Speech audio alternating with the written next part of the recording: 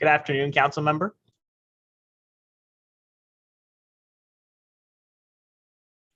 Sorry, council member, you're muted. We can't hear you. Okay, good afternoon. All right, I see Councilmember Nadeau is on and staff is on and the administration is on. Good morning. Good afternoon, everyone. I am at-large council member Anita Bonds, chairperson of the Committee on Housing and Executive Administration. The time is 12:04 p.m. on Thursday, March 3rd, 2022. We are meeting virtually via Zoom to convene the committee's seventh and final performance oversight hearing of 2022. We will be hearing from the government witness for the District of Columbia Housing Authority.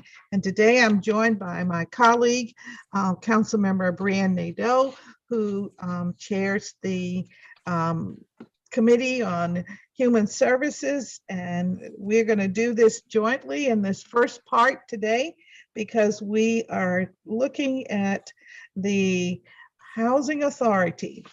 And in this part one hearing, we will actually be concerned with the performance of the authority in administering local funded tenant-based housing vouchers, permanent supportive housing, and targeted affordable housing.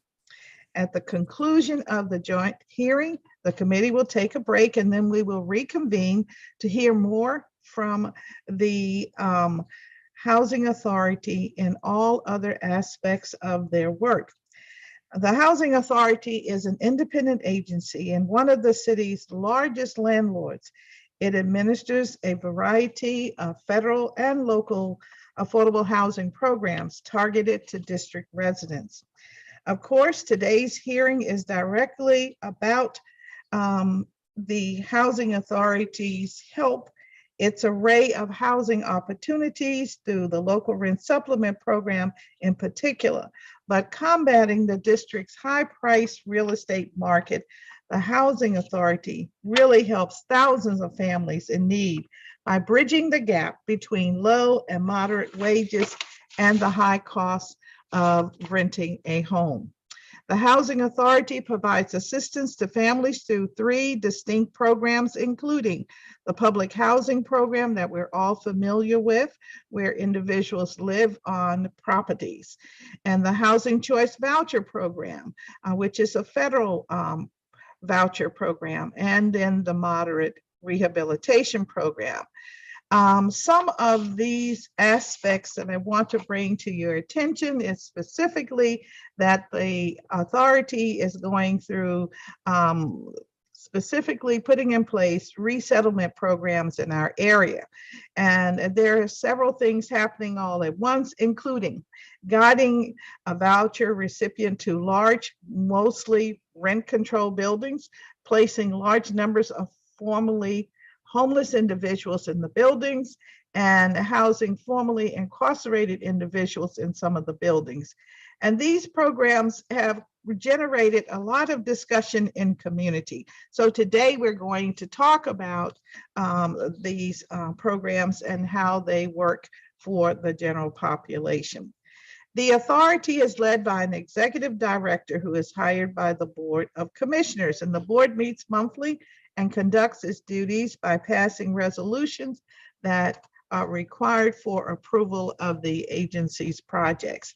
The authority manages the district's public housing portfolio of more than 8,000 units in 52 traditional public housing developments. Of these properties, 14 serve the elderly and disabled, and tenants pay 30% of their adjusted income towards rent.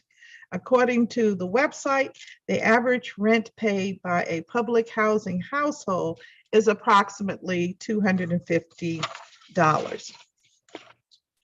The DC Housing Authority administers the local rent supplement program that is funded by local dollars and provides housing assistance vouchers to households whose income does not exceed 30% of the area median income. Area median income today is classified as $129,000 annual salary.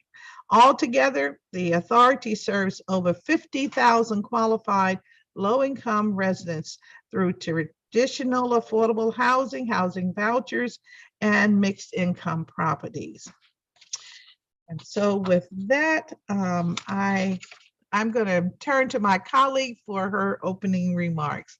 Councilwoman Nadeau. Thank you so much, Councilmember. Thank you, Chairperson Bonds and your team for working with me and my team to make this joint performance oversight hearing possible today. It was a pleasure working with you last year and jointly chairing this hearing for the first time, and I look forward to continuing the work together with you throughout this council period to ensure that the district's most vulnerable residents are connected to stable and dignified housing as efficiently and humanely as possible. The mission of the District of Columbia Housing Authority is to provide quality, affordable housing to low and moderate income households, foster sustainable communities, and cultivate opportunities for residents to improve their lives throughout the district. It's unique from other district agencies because it's independent and because it administers programs on behalf of other agencies, most importantly to the Committee on Human Services. DCHA administers the locally funded programs used by the Department of Human Services to exit individuals and families from homelessness, namely rapid rehousing, the Family Rehousing and Stabilization Program, permanent supportive housing, and targeted affordable housing. The district has made major investments in these programs over the last few years, and I look forward to seeing these investments be fully realized. With the Committee on Human Services joint oversight over the Housing Authority, we look forward to continuing our work with the Housing Committee to find more holistic solutions to some of the problems that may be limiting the efficacy of these programs. I want to briefly thank the public witnesses for their testimony at my committee's February 24th hearing, and I also want to thank Executive Director Donald and her team for their testimony today, as well as for proactively engaging with me over the past few months. I look forward to an enthusiastic and in-depth conversation today. Thank you, Chairperson Bonds. Thank you very much for your remarks. And I see that we've been joined by Councilwoman Pinto, who is a member of the Housing Committee. Councilwoman, would you like to make a statement now? Sure. Thank you very much. All righty. Chairwoman Bonds and Chairwoman Nadeau for holding this continued oversight hearing for the DC Housing Authority. I think we all agree that this comes at a critical time as we are working to address a real crisis among many of our unhoused residents. Last week, we heard from public witnesses testifying for DCHA oversight, and I was really encouraged to hear some positive reports about DCHA's open monthly meetings for the provider community and temporary changes that have improved some of our housing placement processes. But we also heard about the very dire challenges that we still face in moving residents into permanent supportive housing. Despite the urgency of our residents' needs and the district's substantial, unprecedented investment in housing vouchers, only 1/3 of the available vouchers have currently been matched to residents. And even of those who are matched, many are not yet placed in housing, which is very distressing. I look forward to speaking with Director Donald today and hope to learn more about how we can work across agencies to move quickly and ensure that residents are matched and placed. I also look forward to talking about some of the suggestions that we heard last week from our public witnesses. As one of our service providers reminded us in his testimony last week, this critical work is a matter of life and death for many of our unhoused residents. So I'll continue to work with Director Donald and her team at DCHA to ensure that we are doing everything we can to get and to keep our residents housed and provided with other much needed wraparound supports. So thank you both again. Thank you very much for your comments, Councilwoman Pinto. I think in addition to getting answers to our questions today, we will entertain the testimony of Ms. Donald, and hopefully we will learn how these vouchers that are so important in our community actually help our residents to have a home. That's part of the purpose. So I will now turn to Ms. Donald and her team. Welcome, and we will swear you in. If you would raise your right hand. All right, thank you. Do you swear and affirm that the testimony that you give before us today to be accurate and complete? I do. All right, thank you. And you have the floor. You can begin when you like. Great. Thank you so much, Chairpersons Bonds and Nadeau, and Councilmember Pinto and staff of the joint committees. For the record, my name is Brenda Donald, and I am the Executive Director of the DC Housing Authority.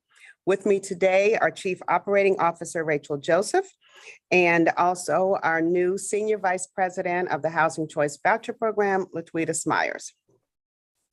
It has been an honor to serve this agency's customers since I took the helm just 8 months ago, and it's not a commitment that I take lightly. Our agency, of course, has its share of challenges. Stepping up now has never been more important, and my team knows we have an obligation to get it right for the people we serve. As the largest landlord in the city, we know the DCHA is a critical part of the district's affordable housing agenda. That includes more than 4,500 households in our traditional public housing, over 11,000 households that we serve in the Federal Housing Choice Voucher Program, and more than 12,000 households in locally administered programs, including the local rent supplement program. I'd like to show you a couple of slides because I think it's important to know who we serve and to give some context. So, and the first slide is coming up.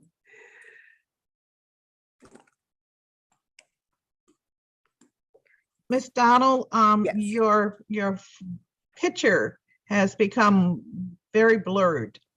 I noticed that as I was looking at myself, but I didn't know if that was how it was coming across.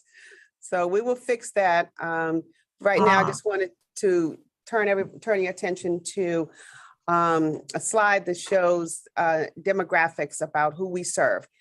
First, in our public housing, we have approximately 4,500 households currently in public housing, and that translates into over 8,700 individuals. What I think may be some surprising data around age. The average age for head of household is 59 years, and the average age of overall residents is 41. The average household income for public housing residents is $15,500. And the average tenure, the length of time people live in public housing, is 16 years. Now, we have another slide that will show who our voucher customers are. We serve over 23,550 households with the joint or the combined federal and local voucher programs. That translates into almost 45,000 family members. For voucher holders, the average age is 50. For family members, the average age is 34. And another, what I thought might be a little bit of surprise is the average household income is only $12,000 for our voucher holders. And the average tenure, and that's the length of time that they have the vouchers, is about 6 years. So I have submitted for the record my complete testimony, and Chairwoman Bonds, I will read that at the hearing this afternoon, but for today's hearing, I will go right to the heart of the matter and talk about our voucher programs. So but I did want to kind of set the context again. The district's oversight for us is focused on the 3 very substantial buckets of funding that the district government provides to the Housing Authority. And that's $50 million in capital programs, $4.2 million for public safety, and $227.8 million for our vouchers. So let's talk about our voucher programs. In FY21, we spent $227.8 million in local funding. And the largest amount of that was for the local rent supplement program known as LRSP. That is $124.7 million. With that, over 1,600 LRSP vouchers were issued by the district in FY21, including more than 80 new LRSP project-based units. Our DC local voucher program, which predates LRSP, was the first voucher program the city created to benefit DC residents. The $8.7 million allocation supports more than 420 households in FY21 and FY22 to date. In addition to our voucher programs, these funds help our sister agencies provide permanent supportive housing and targeted affordable housing. This includes people from our wait list, youth aging out of foster care, family reunification, and people with mental health challenges. It also relieves some of the housing pressures for returning citizens, the LGBTQ community, and our seniors. The funding administered for these programs served 30 youth aging out of foster care last year, nearly 3,500 families in rapid rehousing, about 60 seniors in the shallow program, and some 1,550 people in need of housing assistance in FY21. So that concludes my testimony on the funding and performance in the last year for our voucher programs, and we will now open it up for your questions. Well, thank you very much. The questions are where the meat is today, I believe. And one, I wanted to make sure that I recorded the number of individuals as you were giving those numbers. I didn't write fast enough. Would you please repeat for me for the CFSA, how many units you fill through that process? Yes. For CFSA, which I think everyone knows for the record is my former agency, and I was very pleased with the partnership between CFSA and the Housing Authority to administer those housing vouchers or subsidies for youth aging out of foster care. That was the district's or the CFSA's contribution to the city's plan for ending homelessness and our commitment that no youth aging out of foster care should age out into homelessness, as you find in many other places across the country. Last year in FY21, 30 youth aged out of foster care who benefited from housing choice vouchers. And just to be clear, not every youth needs a voucher. Some of them are in college. Some may be living with extended family, or they've saved enough money to rent their own housing. But 30 youth who aged out of foster care last year needed the assistance of housing subsidy provided through the district. All right, and for the Department of Health, does that include the behavioral health or just Department of Health? So there are two different categories. So the Department of Health also administers housing subsidies through DCHA, and we served 320 of their clients last year. Some of those are in different programs that may be part of people who have long-term health disabilities, living with HIV, and other health challenges. So that was 320. We also administer housing subsidies for Department of Behavioral Health, a larger number, almost twice as many. That was 744 in FY21 for Department of Behavioral Health. Okay, and so these individuals that have vouchers may be housed anywhere in the city, am I correct? That is correct. All right, and that may lead us to part of the point that I was making in my opening statement and the resettlement programs in our area.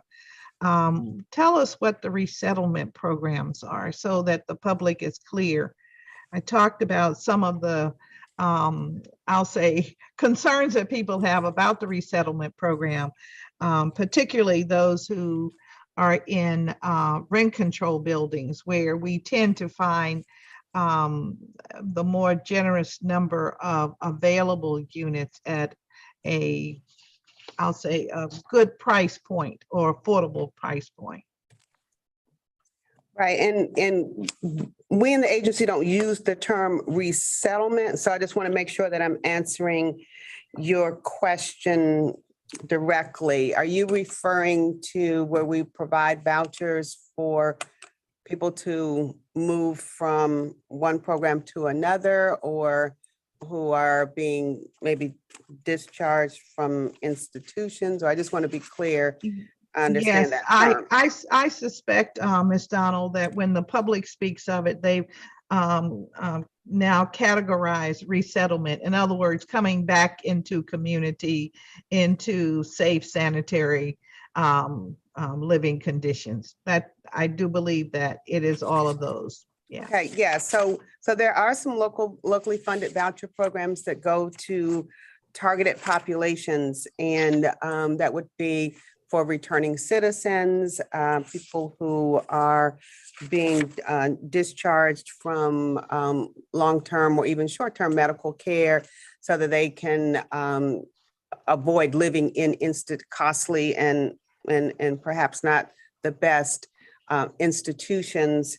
So we do have those programs available, and they are administered just as our other programs are. So typically, we would have individuals who are referred from the agency that is responsible for that particular client population, and they would go through an eligibility criteria process that then my agency administers based on the program regarding income and other criteria. Then we would declare them eligible. Typically, the matching up process, I think this may be where you're going in terms of where they end up living, is usually handled by either the other agency, the sending agency, or their provider partners. So we do several things. One is, I said, we determine eligibility, and then we also do inspections of the particular, once the individual identifies a match for housing, and then we would do the inspection. And of course, if they stay there for a while, we do recertification. So for the record,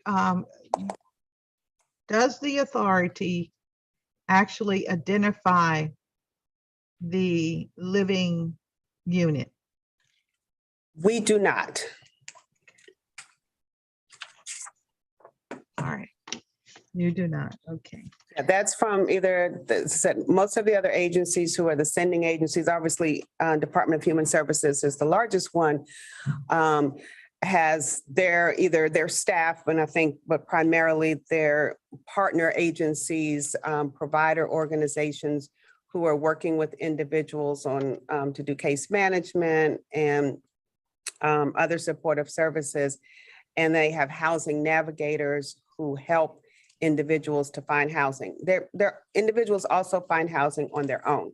So there may be some who are not necessarily affiliated with a program, but are eligible for a voucher, and then they can identify housing that meets their needs. Okay, I see I'm getting close to time up, and just want to give my colleagues their fair time. So I will hold for now, and we'll come back. I'll turn now to Councilwoman Nadeau. Welcome. Thank you, Madam Chair. And thank you, Director Donald. I'll jump right in. In FY21 and FY22 to date, what's the average cost per unit per program for PSHI, PSHF, TAHI, and TAH? Okay, so just for the audience, so we use these acronyms. So permanent supportive housing for I is for individuals, and the average cost per unit is $1,600, almost $1,700, $1,689, and a little over $2,000 in FY22 to date, and that's just based on the first 4 months.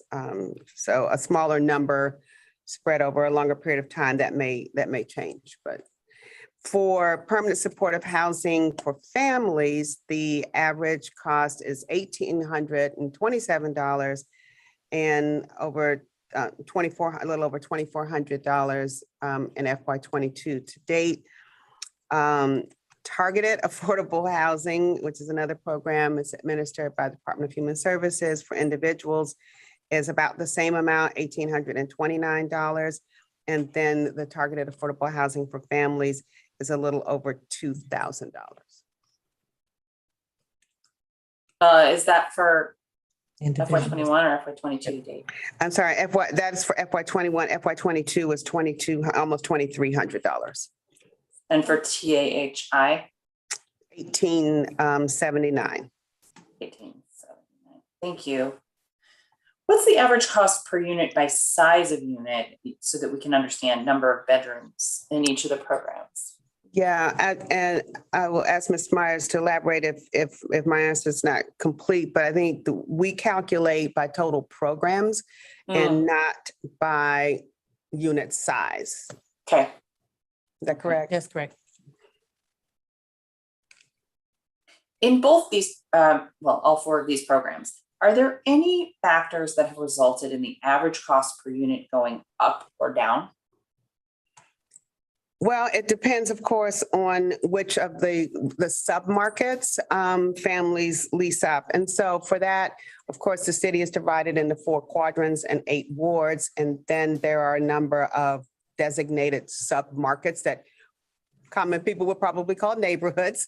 But there are calculations done for the fair market rates in those particular neighborhoods. And so that's pretty much those are pretty much the elements that determine rent costs. And of course, rent costs that go up as a result of the normal cost of rent going up in our jurisdiction, whether it's inflation or landlords who charge more for rent. So, but is it generally going up? I think from just looking at the data that you asked us about, the average cost for each of these categories between FY21 and FY22, I would say yes. That's what we have found so far. It does appear to be going up. And what about the incomes of the program, people in the program? Are we seeing those go up or down? I don't know that we have done enough of an assessment on that. I mean, I think coming out of the pandemic, it's probably not fair to really look at, whether incomes are, it's kind of hard to to generalize about rent, about incomes for low-income families who may have been out of the job market during the pandemic, have come back in, have only worked for a period of time. So I think that would be, we would probably want to have a longer period of time to look at, like a post-pandemic period of time to see the difference in incomes, and we'd be happy to do that. Sure, but I guess, rent is going up. So regardless of whether it's an aberration, if income isn't going up, that's something I guess we should be tracking and thinking about holistically as we're budgeting. Right, and of course, the residents are paying a portion of their income, a percentage of their income, so that the adjustments are made. Right, and you are making those adjustments regularly, so you have a sense of where people's incomes are generally. Yes, we don't have that now. We will come back with that again to try to look at it throughout the pandemic and pre-pandemic, and then post. Hopefully, we'll have a post-pandemic period, a sustainable period that we could look at that. Have you observed whether any of the temporary enhancements through federal programs have offset income loss among our clients here in these programs?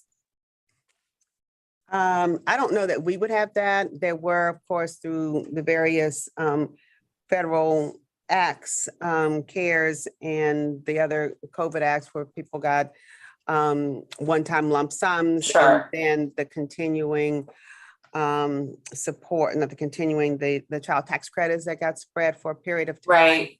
I that guess sort of trying to get at, I mean, do you track the source of income? And is that something that you can see trends in and understanding of? We do, but it's just in a, we do track it, well, not necessarily track it. We evaluate it when they're getting their total tenant payment. That would be something we would have to get back to look at individuals to see the source of income. So is it the kind of thing where you are sort of tracking when you're doing those things? Is that something you would track source of income in data sets, or is it just in case notes? It's mostly in case notes. It wouldn't be in data sets. Okay, I got it. For the first 4 months of FY22, the average number of PSI slots that have been leased up per month is about 15 slots per month. However, DHS predicted in its responses to the pre-hearing questions that it'll increase the average number of lease ups per month to 60 units per month during the spring and up to 100 units per month by the end of the fiscal year. Does this seem realistic from your perspective? Well, I know that DHS, along with our partner agencies, and us, are constantly looking for ways to streamline the processes and increase the number of people who can take advantage of these resources, who need them. And so I don't know the basis for the number calculations that DHS made, but we work with them, very, very closely, and certainly will be prepared to gear up to meet that demand if in fact they are successful. And I think I've reported to you and to Chairwoman Bonds that we are about to embark on a business process mapping exercise to look at the whole experience on the voucher application, from the application to actual lease up, to find out where there are areas for improvement and streamlining. And I think that will help to increase both the numbers coming in and our ability to process them, and then hopefully also the lease up time. So we, everyone is working very aggressively to streamline those processes. So just to wrap this round up, where are you in that process? That's been a planning process. Is it implementation? Is that what you're talking about in terms of gearing up, or is there something else you're doing to gear up? No, I wish we were further along, but we just have signed a contract. So we hired an agency to help us with that, or consulting company. And that will start, I believe, the planning for that will start. There'll be a kickoff meeting internally next week, and then they'll work out a work plan. And as we've committed to invite you and members of your staff who would be interested and probably will be interviewed as part of that process. Our goal is to have a short-term process and not take so long to assess, but then so that we can move right into implementation with the recommendations. We will keep you posted on that for sure. Okay, so when we come back, let's talk about the plans to gear up in the meantime. Thank you, Madam Chair. Yes. Thank you very much. I see that Councilmember Lewis George has joined us. Councilwoman, would you like a round?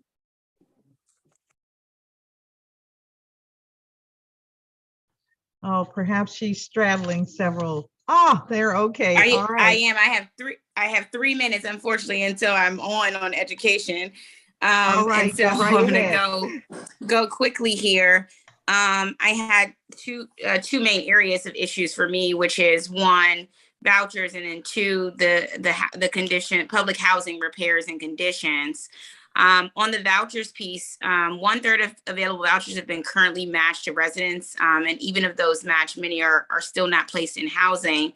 I just want to understand what the delays are in matching, getting vouchers matched, but then also getting people who are matched in housing. Right. So this is clearly one area that all of the agencies are aware of, and our job is to be as efficient as possible in making sure that we determine eligibility, which is our primary responsibility, and then once a housing unit is identified, to do the inspections. Which, if the inspection are clean and passed the first time, we're done in Day. a day. You know, it's a very quick process. Very often they have to come back and make repairs or do some improvements, and that may expand the process. I think the biggest gap in the whole process that we have been able to determine collectively with our agencies is the matching up process. And that's because individuals have choices. And they're working with their multiple housing navigators, their other housing providers who work with our sister agencies. And people, take their time to make choices. We find that too, even with our public housing units, that just because we say this unit is available, someone, may decide that's not in the neighborhood they want, or it doesn't meet their needs. So I think that's the biggest gap in this whole process, is from the time someone is determined eligible to identifying a house or housing unit. Okay. Do we do any type of pre-screening to sort of, mitigate some of those delays as a result of it, so that we know in advance sort of where people want to be, where they want to go, so that way we can limit that timing? Yeah, and that's a good question. It's not one for us because we don't do the leasing up part.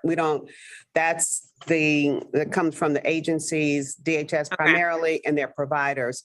And I know that they do a lot of work, and a lot of with these clients, particularly those who have been, who have experienced homelessness, that there's a whole engagement process to get people ready, and then to finally decide that they want to go through the process and find housing. So, but we don't do that part of the whole process. Okay, I actually have to hop off. It's my turn on education. I'll come back and ask about public housing conditions if one of my colleagues don't get on that quickly. So thank you so much for your time. Thanks, Councilmember. Thank you very much for your questions. I'll now move, Councilwoman Silverman, I see. Are you here for?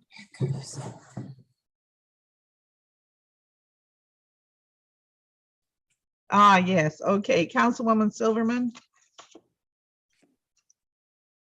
You know what, Councilmember Buns? Now we can hear you. Now we can hear you. Good afternoon. I'm just getting settled in. So is it possible to go next? Yes, yeah, we'll come back to you. Thank you. I appreciate that. All righty, thanks so much. Okay.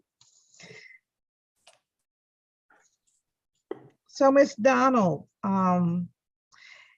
given the numbers that you've shared with us today about the voucher program, and we have a general understanding of the numbers of those that actually live on the properties. Going forward, would you say that the district will soon house more people using vouchers than we house in traditional public housing? Yes, we actually do now. Even if we filled up all of our public housing units, we would greatly exceed that with voucher holders. Okay. And do you feel that vouchers should be used to sort of stabilize public housing? In other words, are vouchers being considered as a financial mechanism for a steady supply of affordable housing in the district? Ooh, that is a good question. I haven't really thought about it in that way. I think certainly that as the Public Housing Authority, we have the responsibility for managing and keeping up our public housing units, and then administering all of the various voucher programs. If we were just doing the federal vouchers, like most jurisdictions do, the numbers would be closer, right? So I think it's about 11,000 that are served with federal vouchers. And if we fill up all of our public housing units that are available now, then it would be, it's about 8,500. So a little bit closer. Then you add with the city's, extraordinary investments, in housing affordability through vouchers, that serves another 12,000 people. So it's certainly, the district has made a decision, the mayor and the council through your leadership, that providing vouchers and subsidies to individuals is a way to provide housing and to stabilize them. But in addition, there are also, of course, affordable housing, bricks and mortar developments that are being built, and some that are also being subsidized as well. So I think it is a full complement of opportunities to house people who need housing the most, both with the traditional and with the vouchers. Okay, I asked that question because as we move into the thoughts about, housing affordability in general, and we look forward to there being a quote unquote housing plan for the District of Columbia.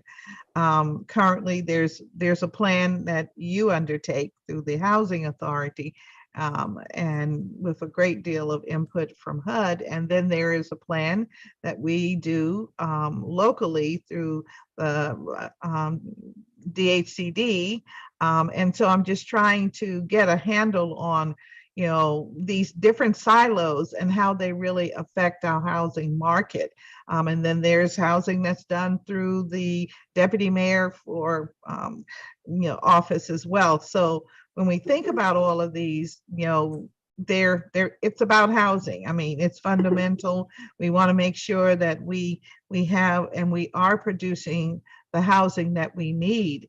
And that just takes me into this whole arena of looking at the vouchers and how fragrantly we're using the vouchers, and whether or not the vouchers are going to at some point be the mainstay of our housing authority. There's even been a suggestion that maybe we need to think about vouchers being a condition of living in public housing. In other words, the public housing residents would receive a voucher. And that takes me to your big concern about the fact that not everyone who lives in public housing is paying their fair share. That is, they're not paying their rent. And so we'll talk about that later, but just looking at all of these aspects of how the vouchers are used is very, very important, I think. Just another question. Can you describe the status of the eligibility criteria rulemaking that the council directed the authority to undertake in last year's budget? Will you be transmitting the resolution to the council for final approval, or what's the status of that? Yes, thank you. And I'm going to turn to our Chief Operating Officer, Rachel Joseph, who coordinated that process throughout the agency. So, Ms. Joseph. Thank you. So as I believe some of you are aware, we introduced proposed rules, collected comments, took an emergency rulemaking to our board at our February board meeting. There were some changes made based on comments that from your staff as well as from the public, and those were adopted as emergency rules after the board meeting. They will, due to some delays from the Office of the Secretary, they won't be published until this week, but they will be published this week. But though we have a version that we can share, we have the final version as submitted that we can share and have shared. From that point, we now need to get council approval, which is a abnormal addition to our process of normal rulemaking. And so those are ready to be transmitted to the council, either through your office, council member Bonds, or somebody else's office for your approval. And then we will monitor the uptick of those rules and how they're being used, and make sure that there aren't any other final changes we need to make before we publish the rules as final. Okay, now these these rules, how do you perceive them to be accepted by the community that would be using the housing? So I think the community is very excited about these rules. We've heard good things from our advocates. We had an advocates meeting last week where we heard good things from them, that the changes that the board made were responsive to the comments that the advocacy community brought to our attention. DHS is really excited to get this process underway. So I think that there's excitement about this. All right, well, thank you very much. I will now turn to Councilwoman Nadeau, and then Councilwoman Silverman will come back to you. Thank you, Madam Chair. So Director, we were just talking about prepping to gear up to help DHS meet their goals of getting people into the housing. So what are some of the things that the housing authority is doing to help them gear up? So our job, I think, is to make sure that we are ready to process applicants, that we have our orientation sessions, our various steps along the way ready as they are making their referrals. And I don't know if you want to add anything else, Ms. Myers, to that. The processing time for our ECOT department, we're looking to streamline that process a little bit more. So we are monitoring to see how the files are coming in and the background checks and when they're deemed eligible, so the providers can help them find units. So we are looking at ways to streamline that, and that's it. And again, we'll know more precisely if, and we have improved, and I think you've recognized this in the past, Councilmember Nadeau, our processing times over the last 2 years, even before I got here, had made great improvement in terms of being able to quickly turn around and respond and process applications, and even inspections, as we have went to virtual inspections during the pandemic, and now are we doing now in person? We're still doing virtual to make sure that the steps that we're in control of, that we're not the delay. And we will also be moving to more of electronic processing, for which I'm excited about, that where people will be able to have their applications and their information vetted electronically like we do for other eligibility services. And so this is something that I've asked Ms. Myers and our Information Technology Department to come back with plans for doing that, so that people are not having to come physically into a building with sheets of paper and that may get lost. So to do as much as we can electronically will be one way to streamline the front end of the process. Great.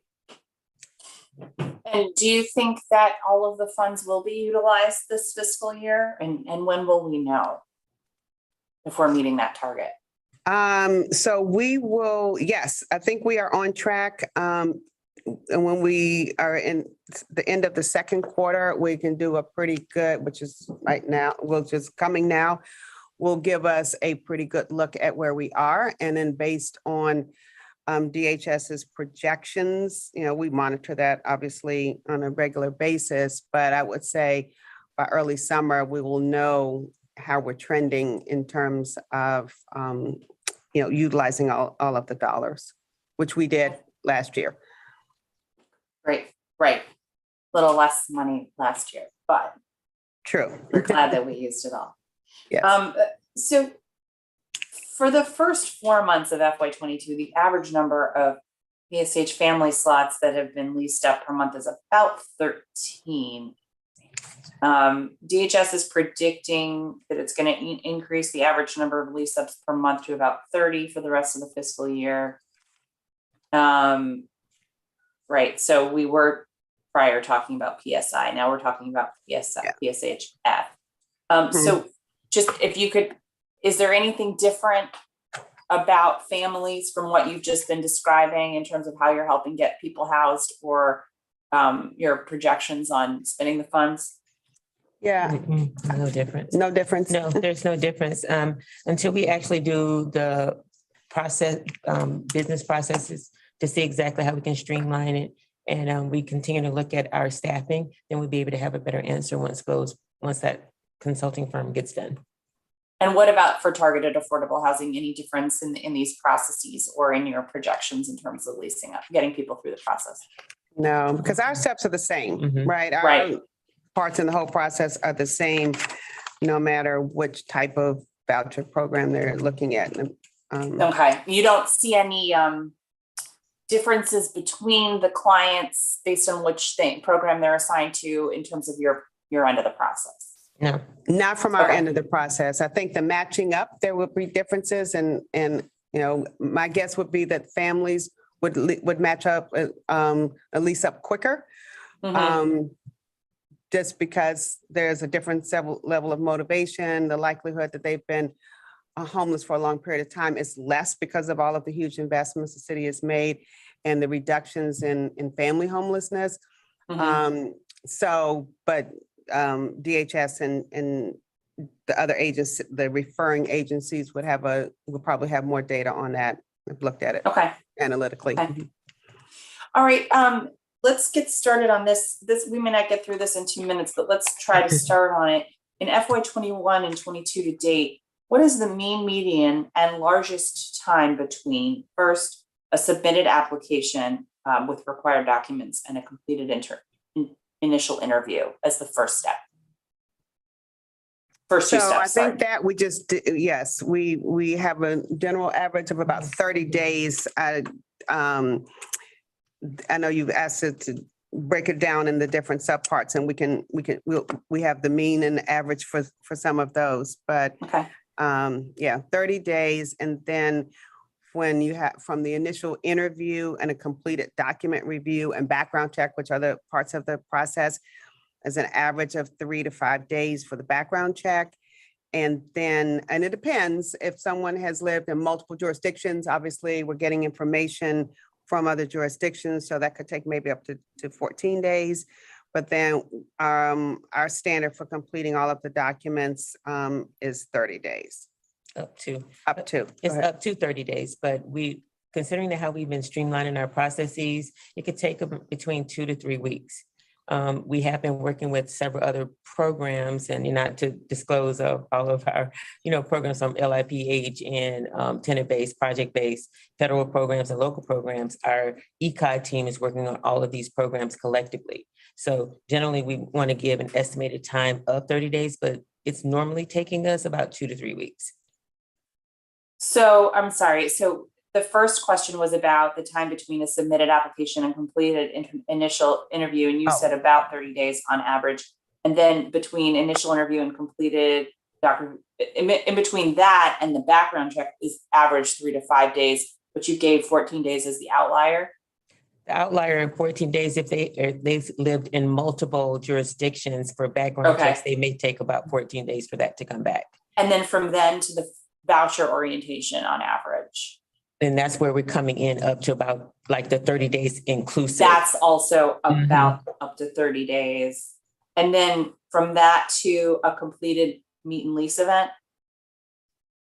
A completed lease, and depends on, as you know, Director Donald has said, depends on the navigator and how they find the matches for the units. We're averaging up to 120 days, but if they're finding units a lot sooner, based on the match of the family, then it could go as soon as two weeks after they have been deemed eligible and issued a voucher. Yeah. And those are the meet and lease events are conducted by DHS and their partners, not by us.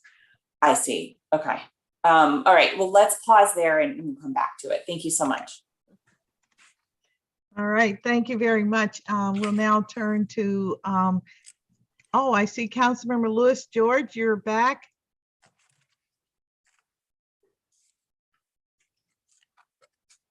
Okay. All right, we're gonna turn to Councilmember Silverman, because I think Lewis George had a question about repairs, and that's in part 2. All right, Councilwoman Silverman. Thank you. Good afternoon to you, Councilmember Bonds and Nadeau, and thank you, Councilmember Bonds. You caught me unprepared. Good afternoon, Director Donald. Good to see you and your team. I remember you said to me in a prior hearing that reducing the waiting list and getting sort of the house in order there was a top priority. So I'll start with that. Great. Terrific. So in the pre-hearing responses to the committee, you mentioned that there is a new wait list management procedure. Can you help me understand what that is? A wait list management procedure. Let me try to find, do you remember what question that is? Have you revised the wait list management procedure? I'll just ask it more. Right, so not yet. anecdotally. So this is our new senior VP, Latweeta Smyers, has come from multiple public housing authorities and has done this in multiple jurisdictions. And so this is certainly on top of her list.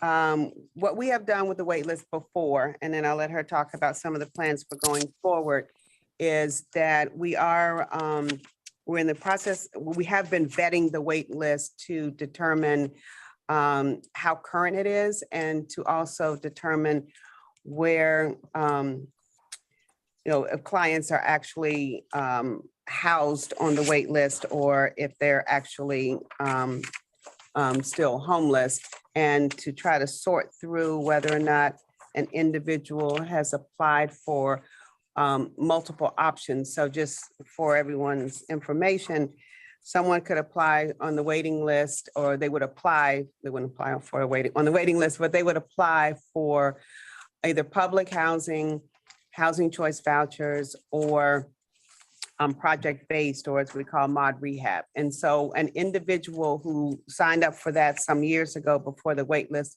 was frozen in 2013 could check off all three categories.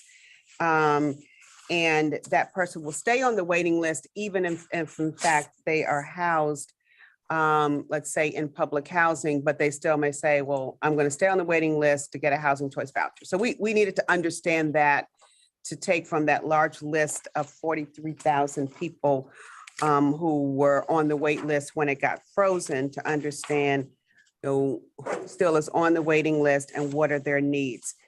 May I interrupt for a moment, Director Donald? Yes. So what I'm looking at is the waiting list dashboard summary. And so I have a follow-up I want to understand what you're telling me. So I'm seeing 4 categories in indicator 1, waiting list size. And so what you're saying is the total unduplicated waiting list are people on the waiting list that are only in one category? Or what is the total unduplicated waiting list? Who is in that list? Attachment 17. Okay, I'm going to the chart so that I can look at it.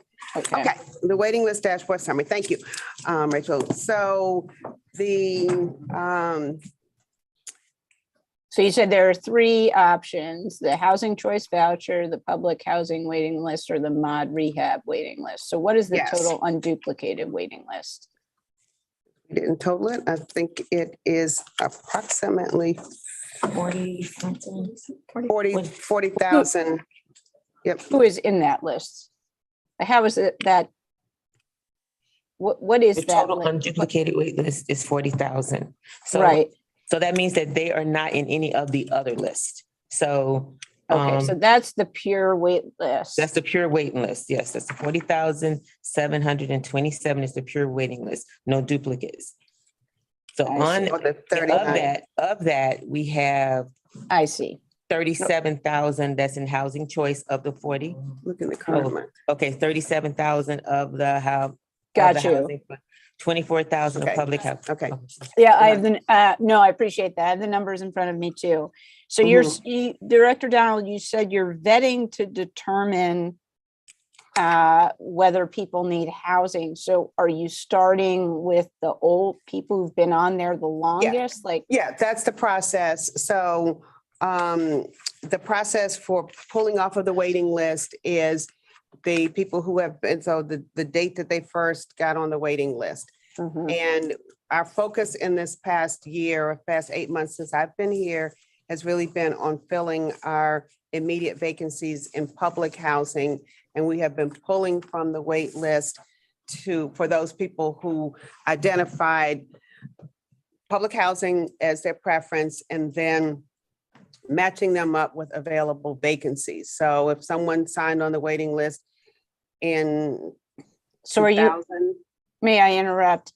So are you only using the public housing waiting list then right now? no, we are also pulling from on the housing choice voucher. We have shared data with DHS, Department of Human Services, to determine whether or not those people were eligible for emergency housing vouchers. And we have issued a small, but a number of public housing choice vouchers, emergency vouchers for people who are on the public housing wait list.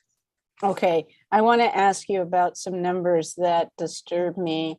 So as you'll see on the attachment, help me understand how those with disabilities went down almost by 5,000 people. The current month, 1,044, previous month, 6,498. That is a good question. No, I'm sure that's not people who got, unfortunately, who were housed. There must be a data cleanup. And so it's a good catch and we will follow up on that. Okay, so you're saying that that's incorrect, I guess. Can't be, and it's not Once correct. there's- We haven't housed Okay. that many people in this last year. Okay, well, so when I get an answer like that, then it raises the question sort of about the entire database and the integrity of all the numbers. It's a fair question in that the database is not, the waiting list is stale, and that's no question, meaning that it was frozen in 2013. It has not been purged and updated, I think, one time since then. And that is what we have to do now is, so what we're using is the data that we have on the waiting list and to do a matching process based on either eligibility for housing choice vouchers or available public housing units. Then we are sending out notices in a variety of ways to invite people to come in and say, we have identified a match for you. Are you interested in housing? And to take them through the process. What we have found, of course, is that the waiting list, as I said, is stale. Addresses are old or people's needs have changed. And the return or the show up rate is very, very small. So one of our new strategies, since Ms. Myers has come on board and is to pull way more referrals or people from the wait list than we would normally you do in a matching process. So that is part of it. The second part is to update the waiting list with outreach, doing some public service announcements, which we will be doing soon, reaching out to our advocates, which we have already done, posting on our public media sites, social media sites, which we have already done to clean up the waiting list so that we have accurate numbers and accurate information. Okay, I'll return to this in another round. Thank you very much. All right, thank you very much.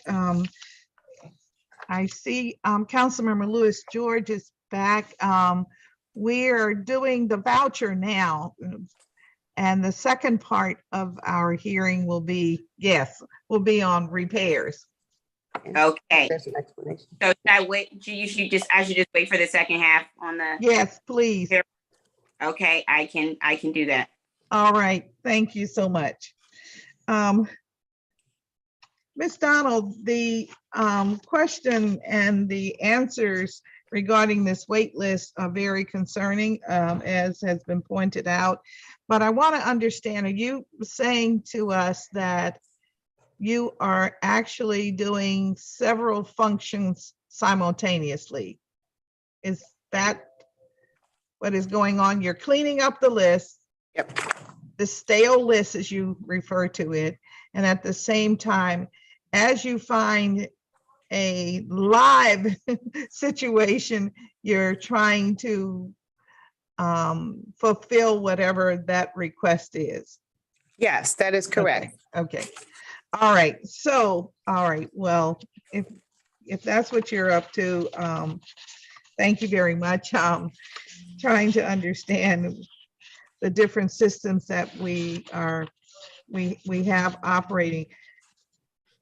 When we talk about the moderate rehabilitation program, which is another set of requests that you would have on this waiting list, can you tell us how many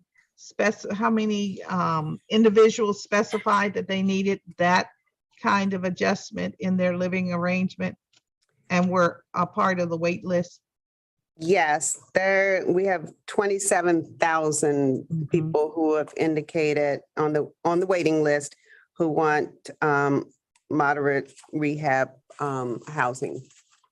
Okay, for the public, can you explain what moderate rehabilitation is? So basically, some people refer to it as project-based vouchers or project-based public housing. So public housing can be tenant-based, so that as an individual, I'm determined to be eligible for a voucher, and I get a voucher and I go and try to find housing. The moderate rehab or project-based would be, there is a building at 120 Pennsylvania Avenue, and that building has X number of units that are project-based, or there's a whole building that has project that is project-based. They used to be called the old Section 8, which it still is under the Section 8 HUD, but Section 8 projects. Okay. And it tends to be units that, in fact, it is units that are identified through the Housing Production Trust Fund activities that are attached to that particular property. Yes. Okay, all right. Just want to make sure that we're all talking the same. Thank you very much. I wanted to ask you,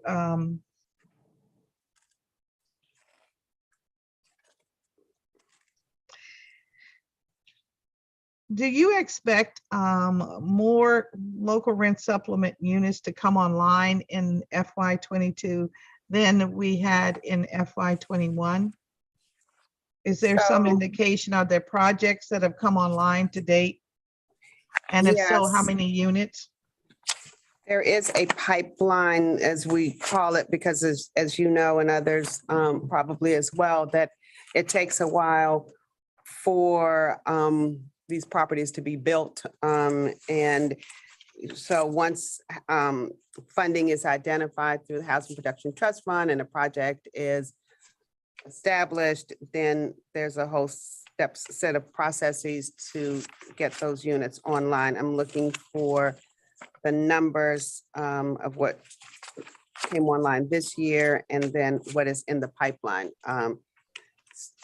We'll get that in a minute.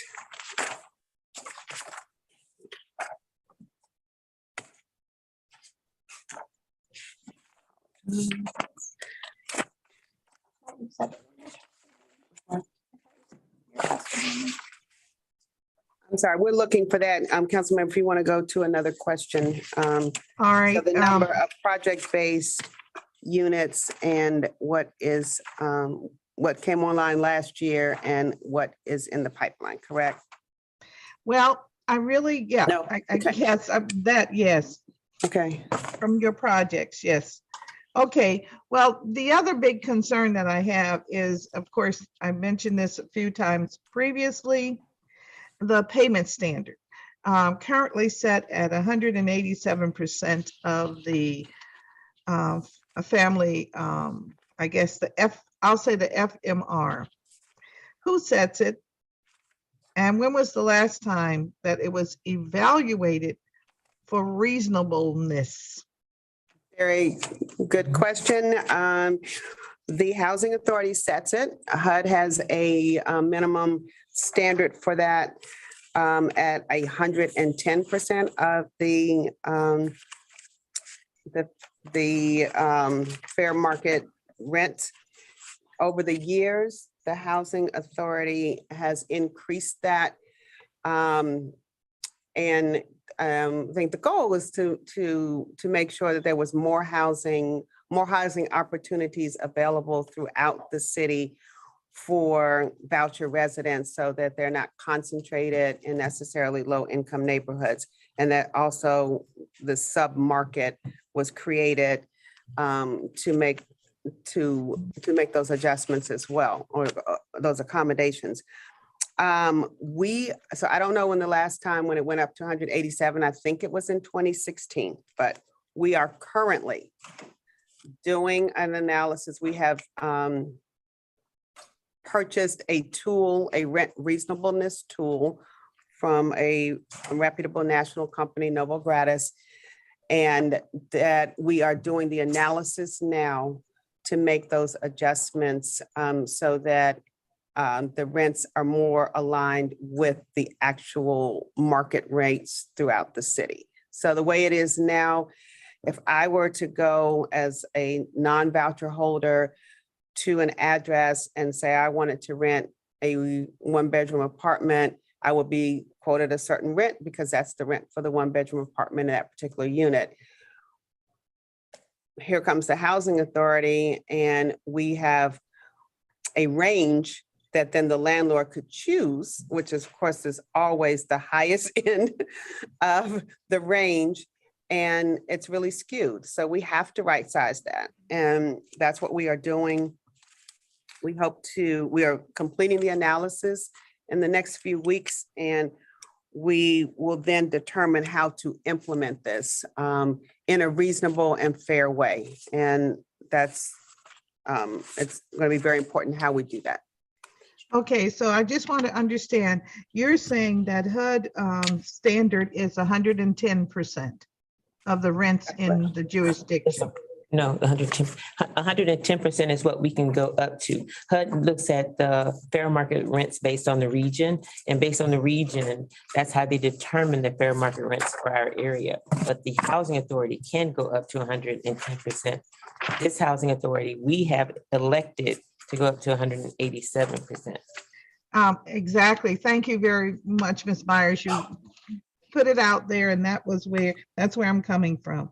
So one of the things that you mentioned, which is of great concern to me, is the fact that the housing provider has a range of rents that can be, or that are acceptable to our authority. Well, you know, DC law eliminated the rent ceiling process years ago. And I'm just wondering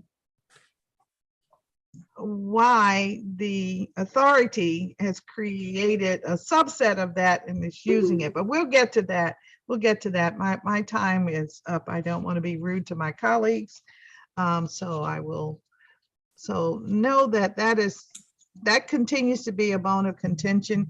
In my world, I cannot even imagine why we would go to 187%, because everyone knows that the rent charged is the rent of the unit. And if they are able to charge 187%, it also could cause all the other units that are not using your voucher to go up. And Understood so you and may agreed. you may be accused of causing the rents to increase in this city. And I know Yes. you don't want that tag. And I've got Councilmember Lewis George following me, and I know that she's gonna pounce on it. Councilmember Lewis George. I'm trying. Do you want to answer that before they go on? I could not agree with you more on my one pounce on that. It really is an issue, but what I wanted to ask about is, Director, what has been happening recently, whenever a developer is doing a project in our ward. I've now asked them to increase the number of income, certain income level units. And so we've gotten a lot of questions from landlords and developers in Ward 4 about how DC Housing Authority and the city guarantee rent and how the city guarantees rent and make payments. And specifically what they say is funding isn't reliable from DC Housing Authority. So council member, I can't give you more of these lower income, mixed income units. And that's literally, that's what I'm getting back. Say, hey, can you give me more? They're saying that the payments just aren't reliable. And so as a result, they're not willing to house residents at certain incomes level. And so I want to know if you can help me understand. They're saying payments aren't happening or don't happen on time. And they feel like there's no way to hold the agency accountable or the tenant. And additionally, they feel like the lease up process with you all takes too long. And they'd rather move people in quicker to begin those revenue streams. So the cylinders aren't. And so, our goal is to create more affordable housing, obviously in the city, in our ward particularly. And what I'm hearing from developers is unwilling to do that because of what they are describing as an issue specifically with DC Housing Authority and guaranteeing rent and making payments. And so can you please sort of speak to this issue as to what's happening here so that I don't have developers saying, no, can't do that because of DC Housing Authority, because there's no accountability and payments aren't there. Okay, so you said a lot, and I'm certainly happy to have conversations if you want to convene a meeting with any developers. I think that may be very productive because that's not a big issue that we get. And trust me, I and my chief operating officer and I have taken it upon ourselves to kind of be the funnels for a lot of complaints that are coming externally so we can get a handle on what's going on with the agency and where we need to improve either its communications, responsiveness, or processes. And that's not one that I hear a lot of, that we're not making payments on time to landlords or developers, that there are some times where there's some issues with specific programs. That has not been one. I think what I have heard from some developers is that it does take a while for us to get to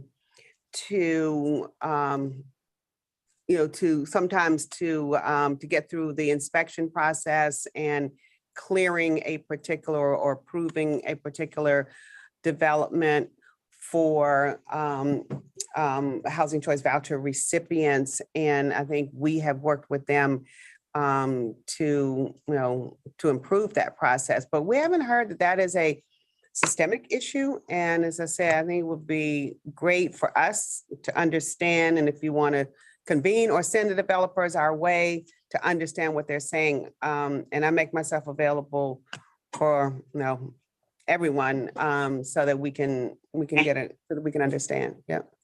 So let me ask you this: what does happen when payments aren't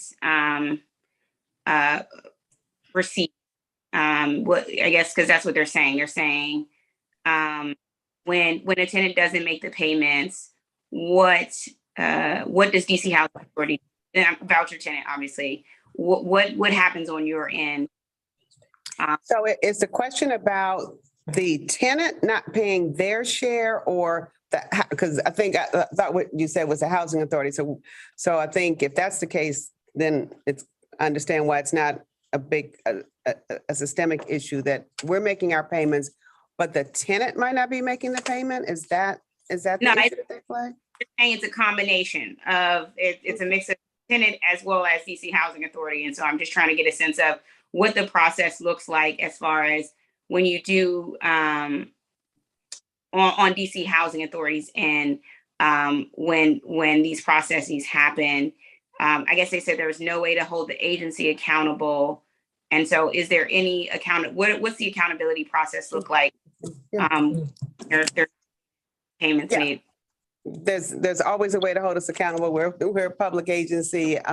we would have a housing provider, or we call a HAP contract with each landlord and or developer that spells out the terms and requirements for payment. I guess a lot of them are pretty standard, but so there's always enforceability with that. But Latuit, I don't know if you have found that we're getting issues from landlords or developers about payment issues on our end. So I can't think that I haven't seen a lot of comments coming in or complaints coming in regards to that.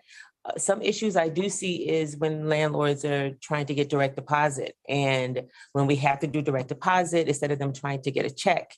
The first time we may mail out a check to them, but then once we go to direct deposit, sometimes via transpose numbers or their account, something was going on with the account. So it's generally a two-part situation in regards to making sure the accounts are valid and open, and then we go. So we do make payments twice a month. So if they don't get paid on the first, then the opportunity comes for them to get paid again on the 15th of each month. So if they didn't make the first check run, they'll definitely make the second one.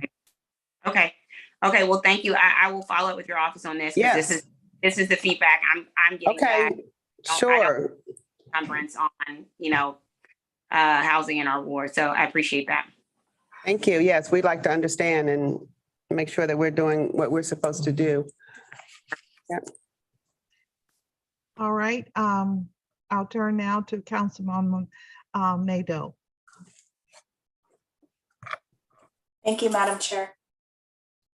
Okay, Director, just back into tracking our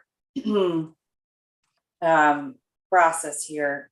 So from the time that someone completes their meet and lease event to the time of unit inspection, what is the average time that transpires?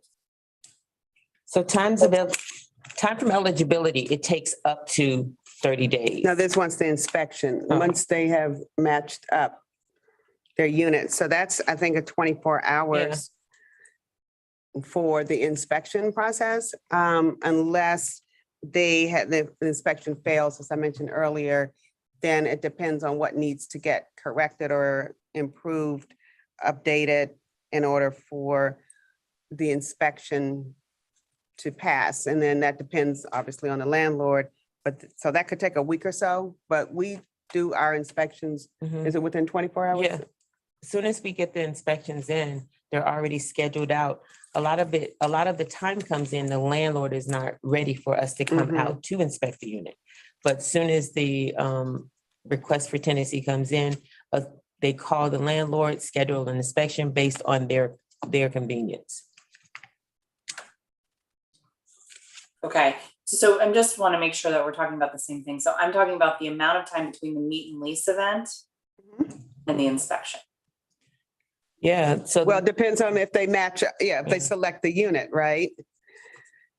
So. Okay, so then unit Okay. selection Uh-huh. and inspection gets scheduled within 24 hours, but then it can take up to a week to get through the inspection process. yeah, but I think I want to be clear about how long it takes for them to match the unit to the resident, how long that actually takes. So Sure. once they're deemed eligible, it could take a week, it could take 30 days, it could take 60 days. And what makes the difference? The difference is how long the family decides to find a unit. That's where. So I think what the council member is asking is, once the unit has been identified, then there's a process to I think there are two steps for the inspection. One, to schedule the inspection. So she wants to know how long it takes to schedule the inspection, and then how long it takes for us to do it. Scheduling the inspection, once we receive it, it could take up to 24 hours. It could take up to 24 hours to schedule the inspection. Okay. Now, then up until the point where it's ready, and once we schedule it, then it depends on the landlord. It could be ready within a week. It could be ready 2 days or 3 days. That's contingent upon the landlords. Right. Mhm. Okay. And then, so once you've got that appointment, let's say it takes a week, okay? So that inspection happens that day. Unit passes, how long does it take to lease up? Unit doesn't pass, how long does it take to lease up? Unit passes within 5 to 7 days. It'll go to the lease up status. And we'll go ahead and move forward with the process. Now, when it doesn't pass the inspection, that will be contingent upon what the deficiencies are. So once we just establish what the deficiencies are, the landlord could tell us it could be done within 48 hours, unless it's a 24-hour violation or something like that, then we'll go back out within 24 hours. But other than that, generally the deficiencies are contingent upon the landlord. Okay.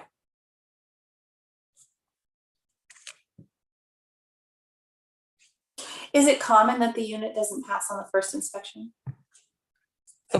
Yeah, well, from what we noticed, and there is a 2%, I think it's a schedule in here of depending on 1 to 10, if it's a vendor with 1 to 10 units, it's 26% where the unit passes. If they have units from 11 to 20, so it depends on how large the development is. But the more smaller mom and pops, they tend to pass a lot quicker than the larger. Wait, so 26% is a high rate? Yeah. Why? Why is it so, like, why is 26% sort of the best? Is that, I mean, is the housing stock out there just that bad?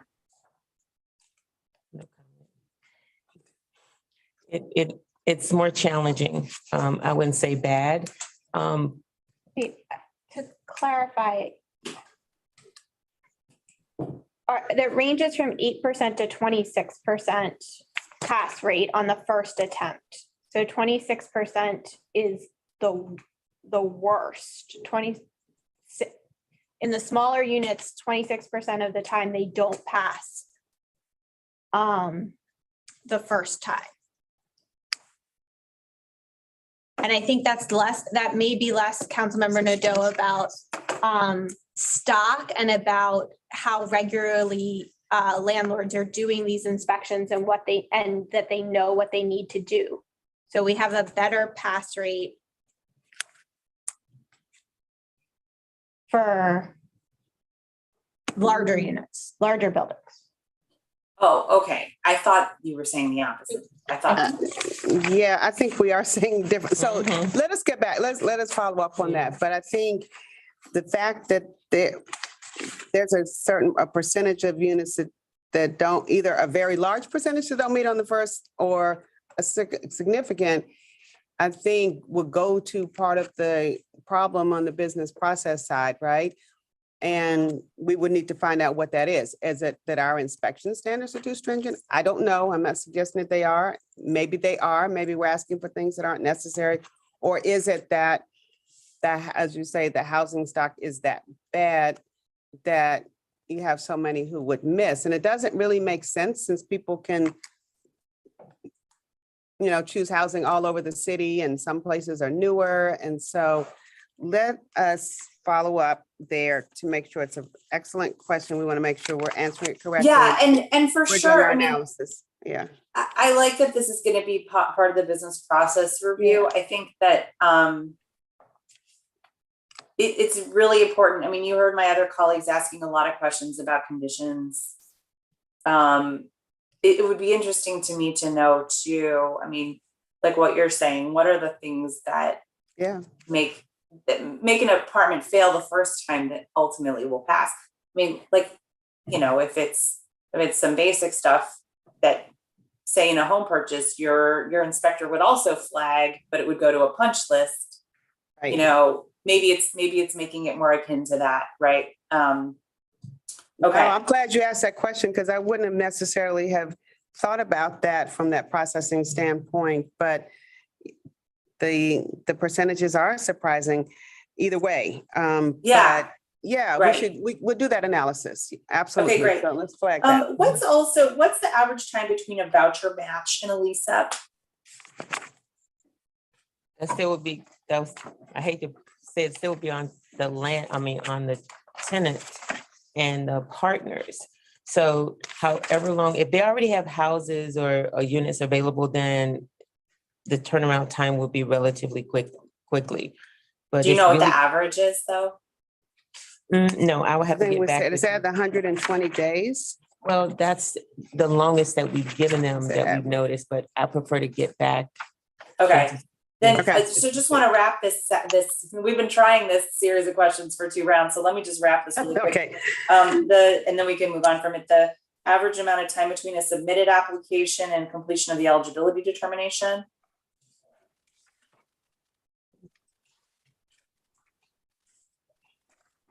and I thought we answered that before. That Was is- initial interview before. And then the Submitted last one is application. completed eligibility determination and lease up. I'm going to ask you to send this to me in writing anyway. Yes, We'll follow up with the whole series of questions. okay, thank Okay, you. thank you so much. Thank you, Madam Chair. Thank you very much for that line of questioning. I think many of us have concerns. In fact, I am ready to be revolutionary and just wonder, why do we have to go through the federal process when we're using local dollars? And wondered if there is another way to do this, since we're using. We local will dollars. absolutely look into that, if that is a barrier. And Councilmember, you have other questions, but I do have the response to the pipeline for the LRSP project-based units, if you wanted me to answer now. Could you please? Yes, so we had the 6 projects for a total of 84 units came online in FY '21.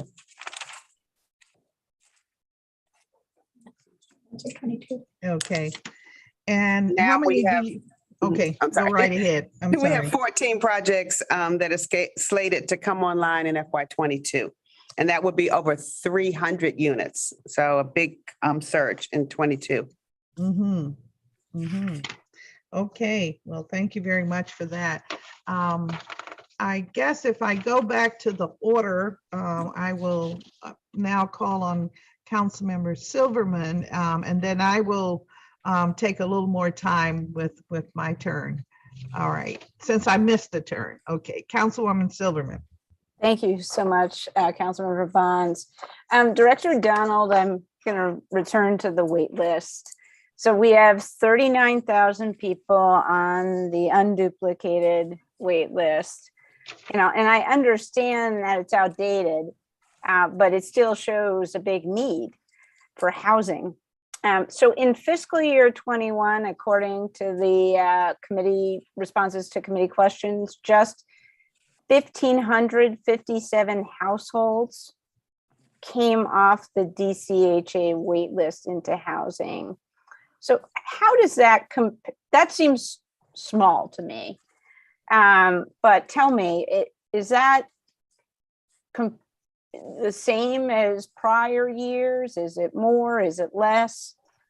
I'm trying to gauge how we're doing in terms of actually moving people into housing, because I'm concerned that I think we all share the concern about the wait list, but I also am concerned that we're just trying to get the number lower. And that's not the goal. The goal is to making sure that those folks who are in need of housing get housing. Yes. So looks like you're looking for the answer. I'm on question 24 here. Yes. Public housing. I have it. Okay, so how does that compare to previous years? I don't know that answer off the top, so we will follow up. Okay. Does that seem low or high to you? Given Again, the size of the wait list? I don't have context for what it had, what we have done previously. I do know that we have more of a focus on the wait list this Right. year, based on what staff has told me, and that being able to, for the first time, pull people from the wait list for public housing is new. And even though the numbers are small, but before they were only doing internal transfers, so not off of the wait list. Also being able to share information with DHS and making sure that we were maximizing vouchers for people who are on the wait list and is also new. And then the fact that there are more, over the years have been more project-based units available suggests to me that it's better than before, but we will go back and look at that Okay. and compare. Yes, just because to me, the goal of reducing the wait list is getting people into housing. I guess I just want to make that clear. That is the goal. Let- Councilmember, if I could just say as well, that people stay on the waiting list. And it's, I don't know if it's the way our wait list rules were structured, but going back to people can elect to have several, to check the three different Right, I categories. understand.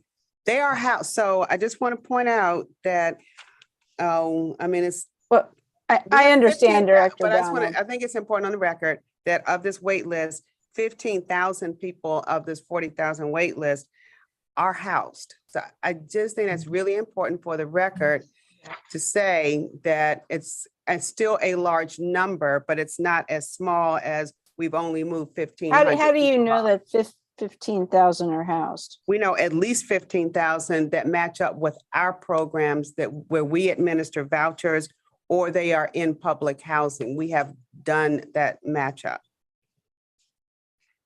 Okay, I might have to come back to that. Think about that for a moment. Now I'm on indicator 3 of the waiting list. So what you're telling me here is that we are currently serving people who applied for housing in March 2005 and January 2004. Those persons, that's when the waiting list was open. And so those are the dates, those particular programs, the waiting list was open. But to answer your Wait. question, Well, it says application year being pulled. I'm on indicator 3. So Yes. I interpreted that to say that currently, when you're looking at the wait list and pulling people off the wait list for public I housing got you. or for vouchers, Mhm. that they applied in March 2005. They applied 20 years ago, basically. Is that what Correct. we're saying? That's correct. That is correct. Okay. And I guess to both of you then, so your answer to me, Director Donald, was, well, we weren't pulling anyone off the wait list. So the new thing is we are pulling people off the wait For list. public housing. Right. And so right now we are calling people who applied in March 2005. Is that right? Yeah, we have to go in order. Was it? That's correct. Okay, okay. And So I want I to. don't disagree. Here's where I get frustrated with district government. So I don't disagree with you that we need to have a process and we shouldn't skip people, but we are dealing with people who apply. We have a tremendous housing need, and we're like slowly pulling people off of a wait list that's 20 years old. We're To not me, this- slowly, go ahead. We have To me, accelerated. what? Sorry. Yeah, how can we accelerate this, to use your we- word, Director Donald? Because to me, it's like, okay, well, let's put a lot of resources into figuring out who still has the housing need. Let's get us at least within the decade so that we're not like sort of wasting time and people's and people just get more frustrated or into more perilous circumstances. We totally agree. So, as I said, there was very little, the waiting list had not only been frozen for new entries, but basically frozen in terms of having people pulled and try to match up with existing resources. Since I've been here, we've started pulling more people from the wait list to match them up. We realized that the list is stale and outdated, but we were doing maybe 100 a month, and now we're doing 400 400 a month, and next month we'll be pulling up to 1,000 a month. But like you said, because the waiting list is still, we do have things in the works to have a PSA out for public service announcement to the vendors, to our partners, so we can get an updated list. Now, So I'm I'm gonna have to interrupt because my time is gonna end. So how have you been able to go from like nothing to 1,000? So, because we had the opportunity to have 1,800 vacant units in public housing. So we're pulling to fill those 1,800 units. The reason we're pulling more is because the lists are outdated, people are not showing up, or the addresses are bad. And so we have a parallel process to update the waiting list.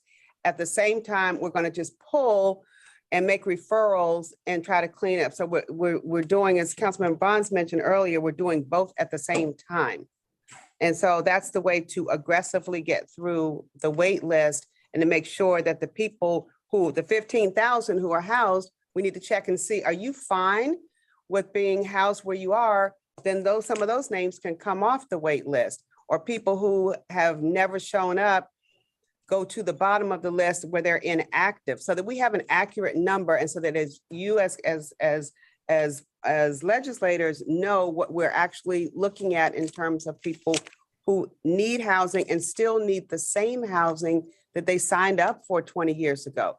Okay, can I just clarify one thing? You just mentioned there are 1,800 vacant public housing units.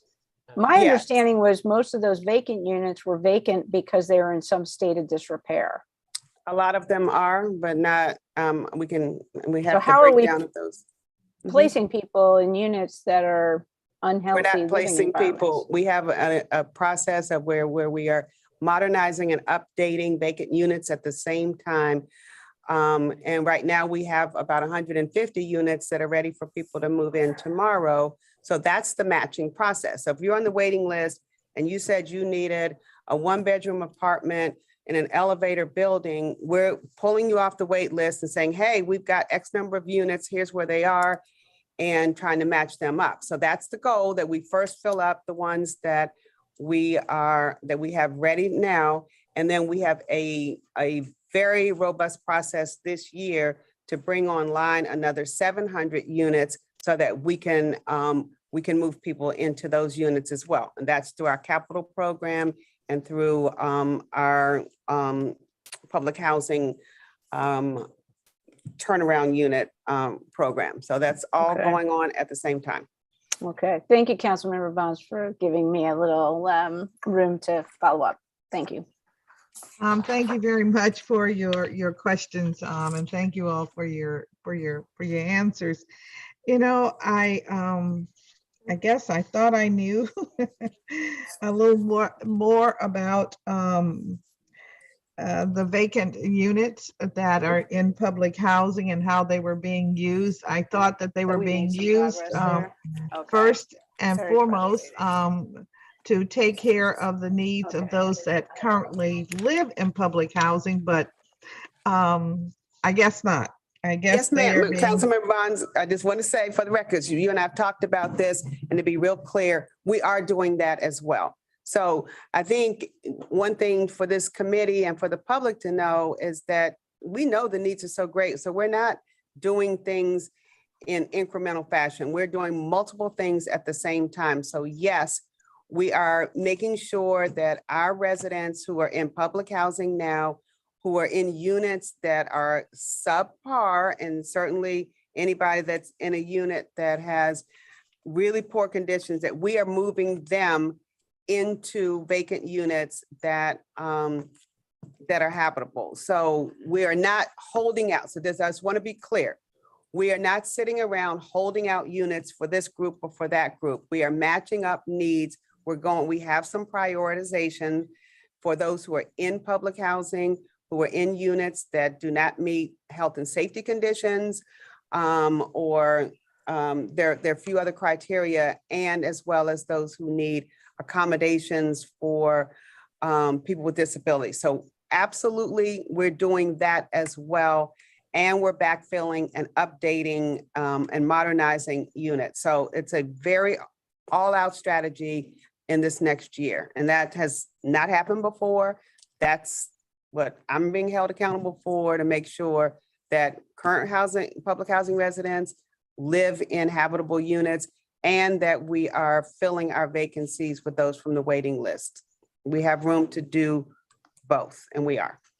Okay, so you're telling us today that this one list that I could sign up for, I can indicate 3 disciplines that I would like to participate in.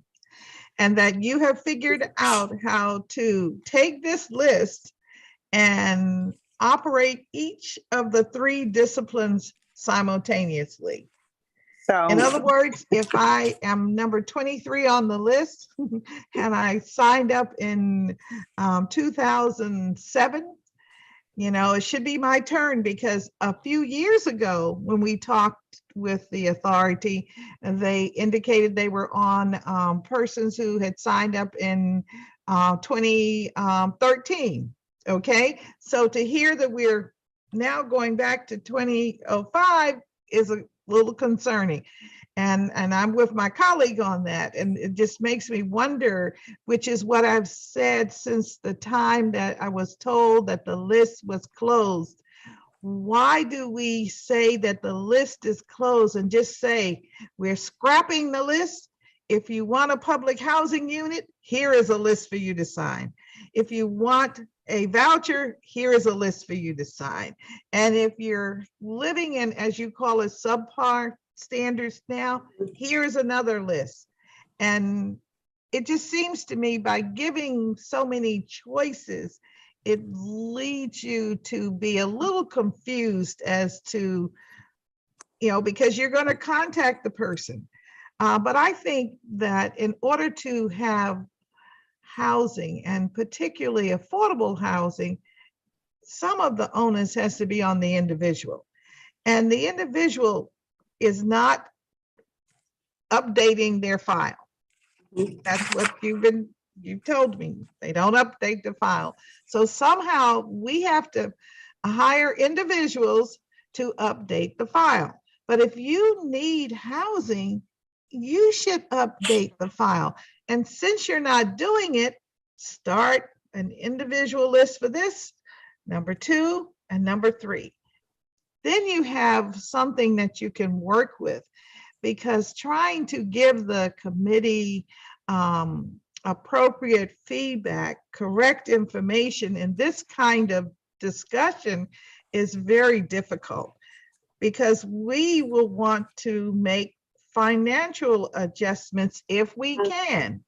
And I know that the authority can use, yes, $2-3 billion just to repair the units, but more importantly, you've got to figure out how you're going to house folk that we believe are not being housed. And so it just really makes it really hard. I would advocate for, certainly suggest that you look at just outlawing the existing list and putting together a list that would be more workable. That's just a thought. Okay. The other thing is, I wanted to ask you about the requirement for recertification for those who, getting back to the local rent supplement program. What is the requirement for recertification by the different categories, or is there any recertification? Yes, ma'am. Recertification is for all programs, and it would take, we're looking at annual income, assets, and the dependents. That's just a high level caption of what exactly we're looking at, an annual recertification. Okay, and it happens every 2 years or every 3 years? So we have biannuals and triannuals. Okay, why do we have so much diversity? Diversity. Why is it different? Why Yeah, is it why is different it for the different programs? Every 2 years for one group and every 3 years for another group? Yeah, because they're different programs. Okay, are these standards that are set by the federal government? Now I'm talking about the local rent supplement dollars now. Yes. Mm-hmm. Yes. So, but if it's local, can't we set our own standard? it's our money, right? Yes. Okay, all right. Can we look at that, and it seems to me bring some uniformity to this process?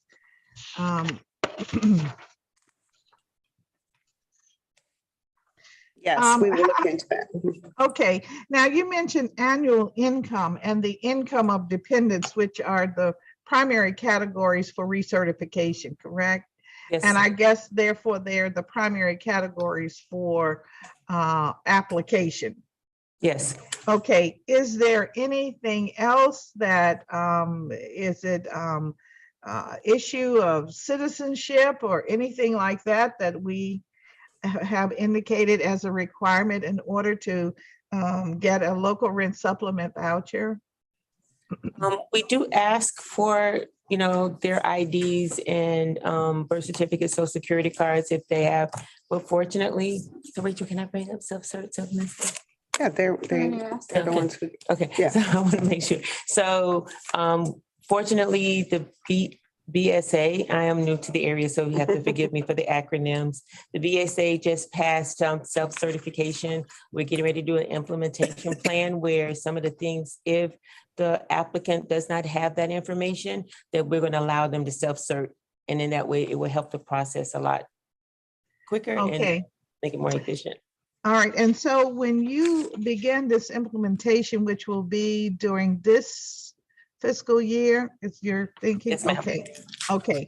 All right, now you indicated that you are going to fill vacant units.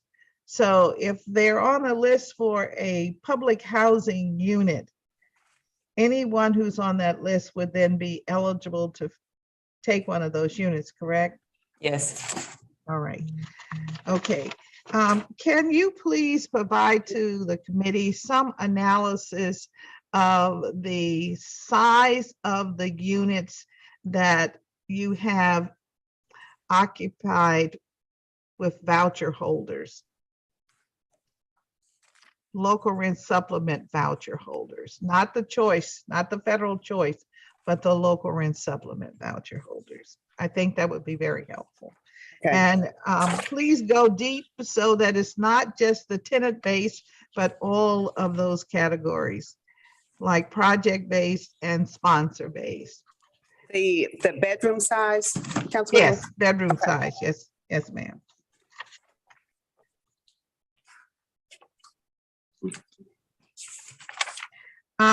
Just, I noticed that you said that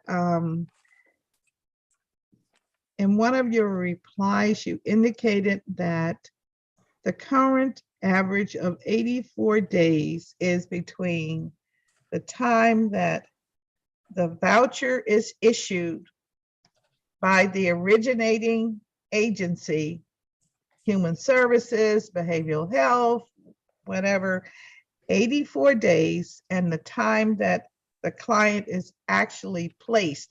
When you say placement, do you mean the client actually begins to occupy the unit, or when the inspection has been complete and the documentation for the monthly payment has been completed by your agency? All of that. I mean, from the time of referral through Deeming eligibility and inspection. matching up and inspection, that's the length of time. Again, the largest chunk of that time is the person or family actually selecting the unit. Yes. Okay. And I wondered if there's some way for us, since we are using local dollars, to short circuit that. Wondered if it would not be a better proposition for the agencies to spend their money by identifying units in the marketplace and then assigning their clients to those units. And then all your agency would have to do is to make sure that those payments would be forthcoming. I would imagine that the agencies may have something to say about that, but it wouldn't matter to us. But- Well, I'm trying to think about the timeline and how do we shorten the timeline? Because I've heard from particularly sponsor-based organizations, and their issue is that when we need emergency housing, we need it then. And it's hard for them to keep a client sort of like at bay until they can get them in a proper unit. So I'm wondering, for those kind of special needs, maybe for sponsored base, maybe they do the leasing up indirectly. Yeah, they do the leasing, and then they do, and you just do the certification that the person that they select for the unit is in fact, qualified or eligible. Sure. And there you go. Yep, that works for us. But again, I think the individual choice of the clients is the big issue here. All right, okay, well, just a thought. All right, now I'm a little confused here. I'm gonna turn to Councilmember Nadeau, but I see that Councilmember Pinto is back. So Councilmember Nadeau, give another round. Thank you. Director, what do you think right now are the bottlenecks in the lease up process? Again, I think we've talked about it in general, and we really want to get down to do the further analysis, but yeah. Okay. What is the process for providers to communicate with the housing authority, and what are the mechanisms for allowing applicants to regularly check the status of their applications? Okay. Yeah, so DCHA, have to get my acronym correct, works with DHS on a daily basis. And DCHA provides training to the providers at their request. So the applicant status occurs through the DHS and the providers. Okay. What about any steps that you're taking to give clearer or more direct communication to the providers themselves? We provide training and to the providers at DHS's request. So what's the training help with? How does that help them get access to application status? So it gives them what the criteria is in order for the applicant to have all the documents, making sure the documents are there. Just kind of help them know what's required of them, and helping them through the application process, making sure everything is signed. Okay, but I'm just talking about like tracking, not the actual application. So do we have a dashboard? Are we putting anything together like that? How does that work? So I think don't we have the housing homeless? That's DHS has the housing homeless system.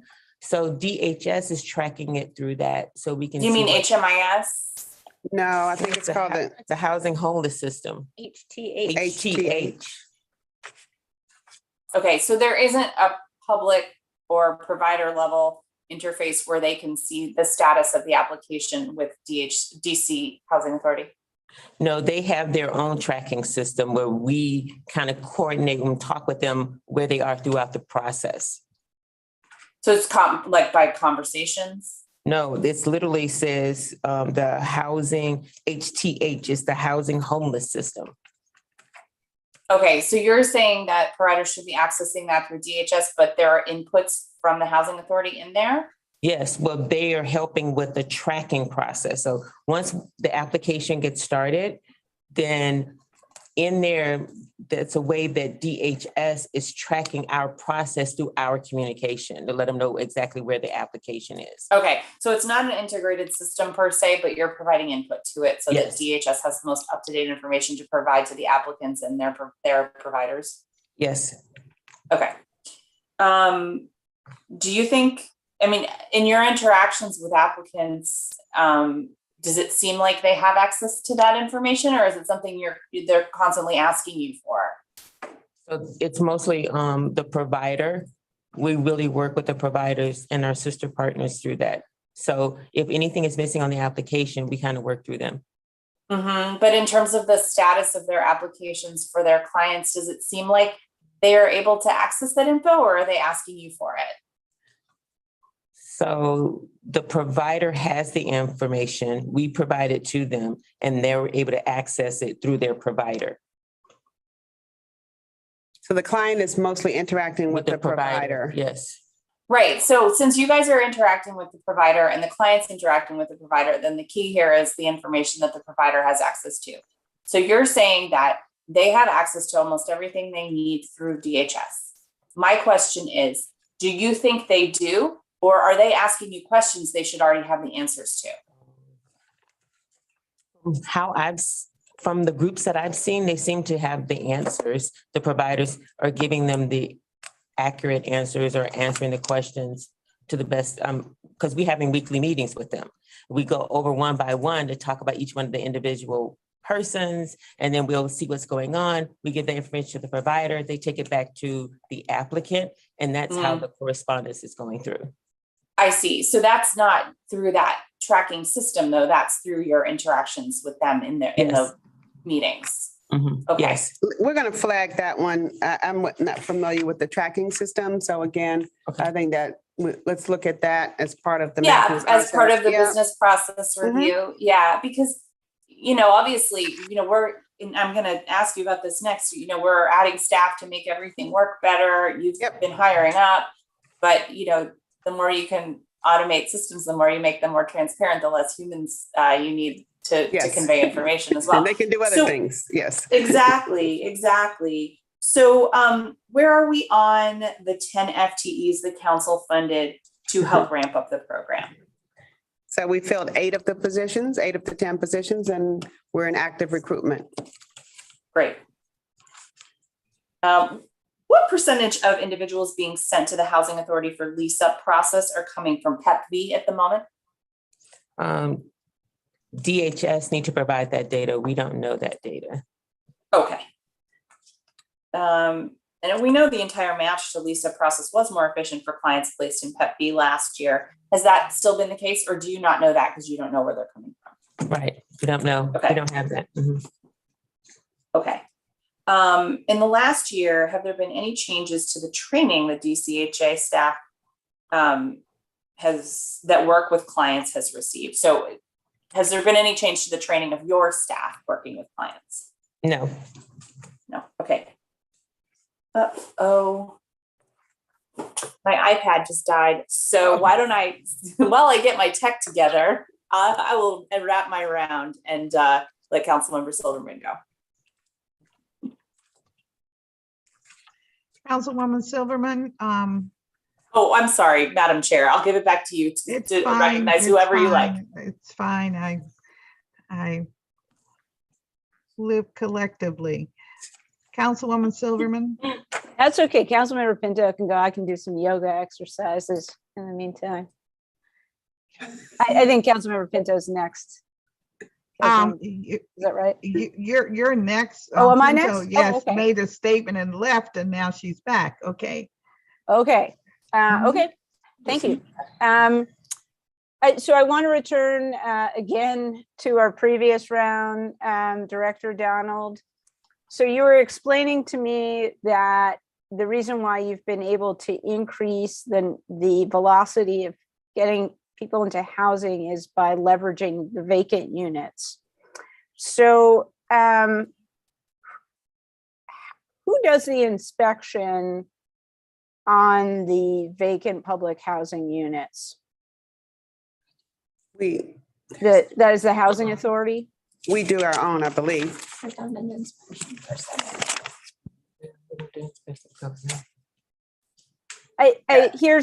Is there an inherent conflict of interest that DCHA is doing the inspection on these units, because you would have an interest in making sure in trying to have those units pass inspection? Someone may look at it like that, but since we have so few units available, I doubt it, but we can look into it. That may be wrong. Someone will tell me. Well, it doesn't sound like you have few. I heard That are before we ready, have that are ready. We do 1,800. have few that are ready. We only have like 150 out of the 1,800 that are ready to move in. So Okay. far So- more units that need to be upgraded and others that are held out for different reasons. So I don't know. Someone will let me know if we do our own inspections and Okay. Yeah, so I'm going down this road because I think the question that I asked in the prior round is, how can you go from moving no one, having no one coming off the wait list to like 1,000 people a month? And I thought the answer was because we're moving people. they're in. not coming off the wait list. They are 1,000 people that we are doing outreach to, matching them up with available units. So we have the wait list with all these thousands of people. I have 150 units ready for people to move in tomorrow. Those units, I've got 60 bedrooms, 51 bedrooms, X number of 2 bedrooms. And I know where they all are. Then we go to the wait list. We look at the criteria that someone signed up for the wait list.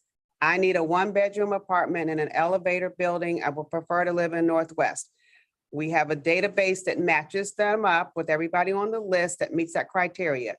We send out a notice and say, we've got all of these units and here are all the people that match up. Please come in so we can do the validation, the screening, the eligibility, make sure you're still eligible. We were doing 100 a month and nobody was showing. We only had 30% of the people who were showing up. And some of them either were no longer eligible or they didn't want the units. So now we increased that to 400 a month. Again, they're not all showing up and coming in. We would be delighted if they were, because then we would be able to fill our vacant units. So now we're increasing the number of outreaches at the same time, as I explained. So is that we what, are updating the waiting list. are you doing that with more staff? Are there more resources? No, we're not doing that with No. more staff because again, the no-show 80%. volume is, we can manage it. I mean, if we get to the place where we have valid people who are on the waiting list, who Okay. legitimately meet the needs of the housing units we have Gotcha. available, we will make those adjustments. But right Okay, now, we so- haven't had to. I'm going to move along. I want to have one final either question or thought on this, because I do think it's important. So you are moving through the way, determining if there's still a need for housing, and you now are able to contact 1,000 people a month. Is that the accurate way of saying it? 1,000 people a month? I can say that we're sending out 1,000 app letters for people for an application. So if they return back with it now, as Director Donald stated, 88% are no-shows. So out of the 400 that we sent, I have a day when we're expecting to see 28 people and only one person to show up. So for the past 2 weeks, we do 28 people a day. The maximum amount of persons that have showed up out of the 28 a day may have been 6. So, right, okay. so that's why we had to increase the amount. It's so, I hate to spend so much time on this, but what I hear is that we're sending letters to people. A lot of the addresses are outdated. Why can't we just send 40,000 letters and just see who replies? Because why are we doing this so incrementally? If this is a matter of trying to make contact, we know a lot of these folks, because we know our lower income residents do move a lot because housing's expensive. So we're going to expect, at least from that first approach, a very low contact rate. And then it seems like we should just contact everyone, see who we get. And I know you're going to say, well, it would be unfair if we only get the more recent people, but then at least we can contact them and sort of get an understanding. Okay, here are the people we know where they are. And then there's this whole universe of people who were unsure where they are. And then seems like we would have a strategic approach to that. So we do have a strategic approach. Ms. Myers has done this in multiple jurisdictions. Okay, In terms of purging the waiting list, this is what she brings this expertise. We've asked her for a plan to do it in a more strategic way. I would say again, this hasn't been done in many years at this housing authority. I've been here for 8 months. We're working our way there and we have increased. So the immediate strategy is to do a broader outreach, the larger number, to at least get to the numbers that can match up with the units that we have available. We're not stopping there. So if you want to know when we come back or in between or at a time, we'll let you know what the waiting list strategy is. We also have okay, I will months follow ago up with asked you our on that. advocates who work with these clients to help with the outreach, which we think is also should be part of the strategy as well. Director Donald, I'm going to change directions. What protocols has DCHA instituted to ensure that funds are spent effectively and ethically to deliver the housing services that our residents need? Are there new, what have you done to make sure that the funds are being spent effectively and ethically? Okay, I'm not sure how to answer your question. We have all sorts of. Okay, let me give an quick example before my time runs out. Moya Design, and that firm has been involved in an ethics issue at the agency, is still listed on the DCHA contracts list as having an open contract in the amount of 3.75 million. Is that correct? No, Okay. Why do they still appear on the contracts list? I don't know why. Maybe because they previously had a contract. They do not have any current contracts. Okay, very good. My time is up for this round. Yes, it Thank you. is. All right, thank you very much. Councilwoman Pinto, if you would like a round to talk about vouchers, and then after 3, we will come back to talk about anything else. Great, thank you so much, Chairwoman Bonds. Okay. And And I plan on taking a break at 3, and so I can, refresh myself. And you too. totally fair. Okay, go right ahead, please. Thank you very much. Unlike our legislative hearing days, we'll get some bathroom breaks, I hope. Thank you very much, Director Donald, for your testimony and all of your efforts with DCHA. I want to start with a numbers question. So of the 2,720 project-based and sponsor-based LRSP units that have recently come online or are currently in the development pipeline, how many are or will be available for someone who's homeless or formerly homeless? I'm not certain how the referral hierarchy is for the project-based units. I apologize for that. Someone.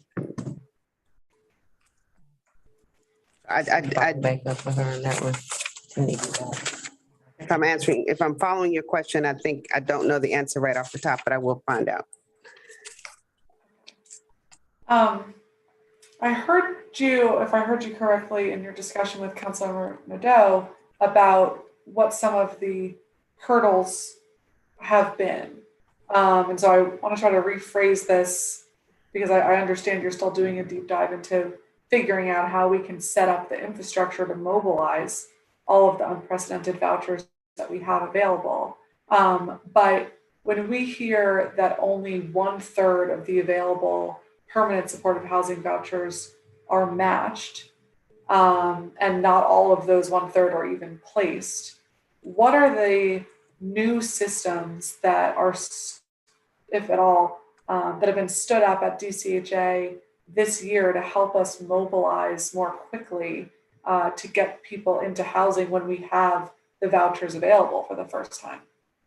Right, and I think that goes to primarily to the referring agency. So again, our role is, once we get the referrals, then we need to do our processes as quickly as possible. And we have really reduce the processing time for all of those. But if we're not getting the referrals, so there, it's not that there's a backlog here, or when we get them, then we're going through our processes. And so I think that's why DHS has committed to increasing the number that they're going to be sending on a monthly basis, so that we can ensure full utilization of those vouchers. Okay. And I guess then in terms of something DCHA may have control over, one of the ideas that we heard from public witnesses last week for the public witness part of the DCHA oversight was that apartment amenity fees cannot be paid with PSH vouchers, which is effectively allowing landlords to exclude voucher holders who can't necessarily afford those fees. If we want to allow voucher holders to be able to pay amenity fees, is that something that would require a legislative change or authorization, or does DCHA have the authority to implement that type of policy shift? For the local. On the local side, I would think that would be something, it may require regulatory change. I don't know if that's a policy or a regulation, but we can certainly look into that if that's something that the council is interested in. And when you say amenities, let me make sure I'm clear about what you mean. I think it really depends the unit. There are some complexes that, in addition to rent, charge a monthly or annual fee to use the amenities of the space. Okay. Yes, we'll look into that. Okay, thank you so much. I appreciate that.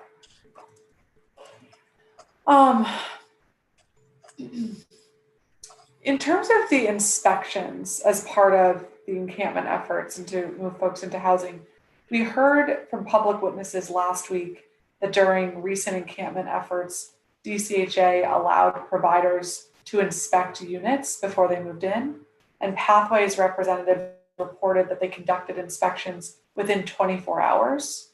In additional testimony, we heard that Pathways made two suggestions going forward. One of them was that inspection standards should be 24 hours instead of 10 days. And the second was that DCHA give providers permanent authority to conduct these inspections. Can you speak a little bit about how these inspections went from your perspective, and what you think about those suggestions moving forward? Yeah, we're happy to talk with providers about that. If there are better ways to do the inspections and probably cheaper than to do them ourselves, and we're not opposed to that, but we weren't involved in the encampment inspections unless I'm missing something. But I do know that there are providers who do the inspections, and they've raised that with us, and we're happy to consider it. May make sense. But again, our reports show that we do inspections very quickly. We do them within 24 hours unless a place needs to be re-inspected, fails the inspection.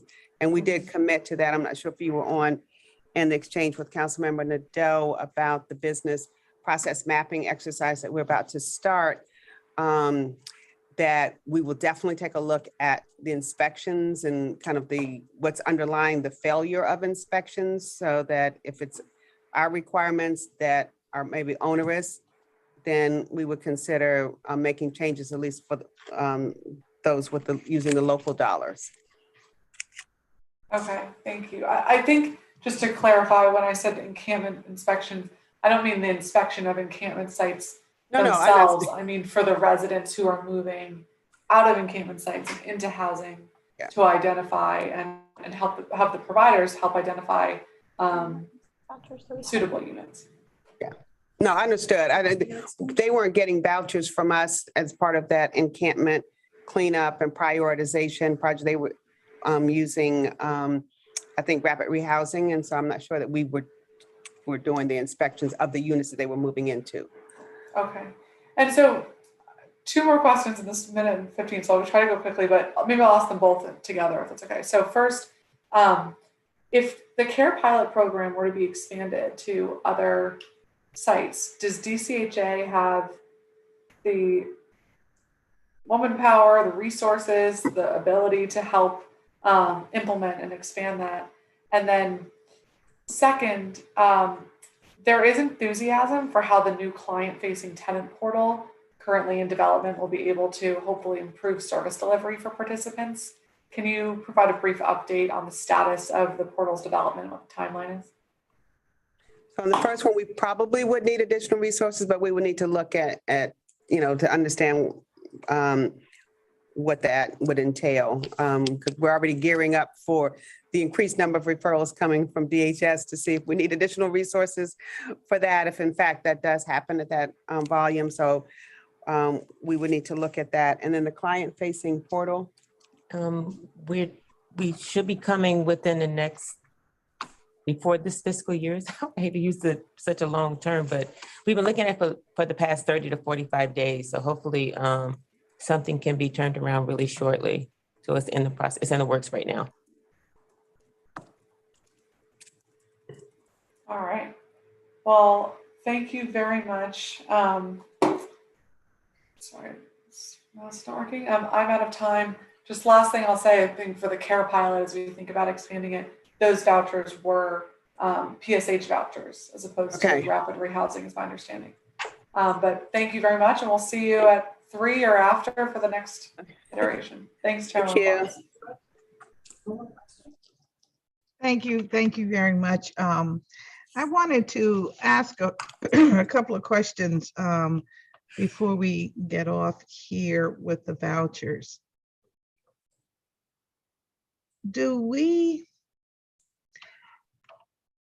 How do we direct the tenant-based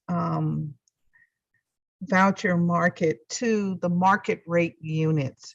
Because currently it seems that the choice is the rent control units. And the concern I have is that the idea in our community is to expand the number of affordable units that we're utilizing, and rent control are considered affordable because the rent is at CPI plus 2%. And so if the vouchers are primarily focused on units that are in rent control buildings, then we're not really expanding our whole portfolio of housing affordability across the city. And I just wonder if the agency could really speak to that.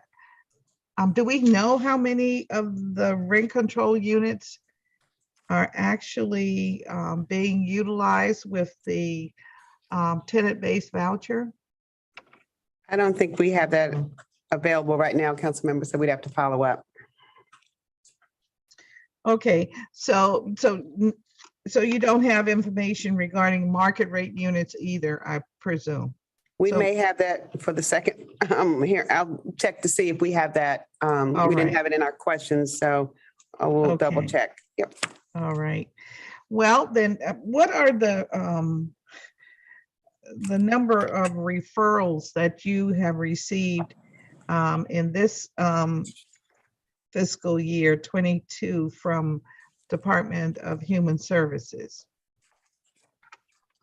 Which right, 1 second. Mm-hmm. And also while you're checking behavioral health as well. I know how many we served, and that we have that that was in the earlier conversation, but I don't know how many. You gave us the dollar amount, and I think I thought this was for FY21. Department of Health, 4.5 million, 320 individuals.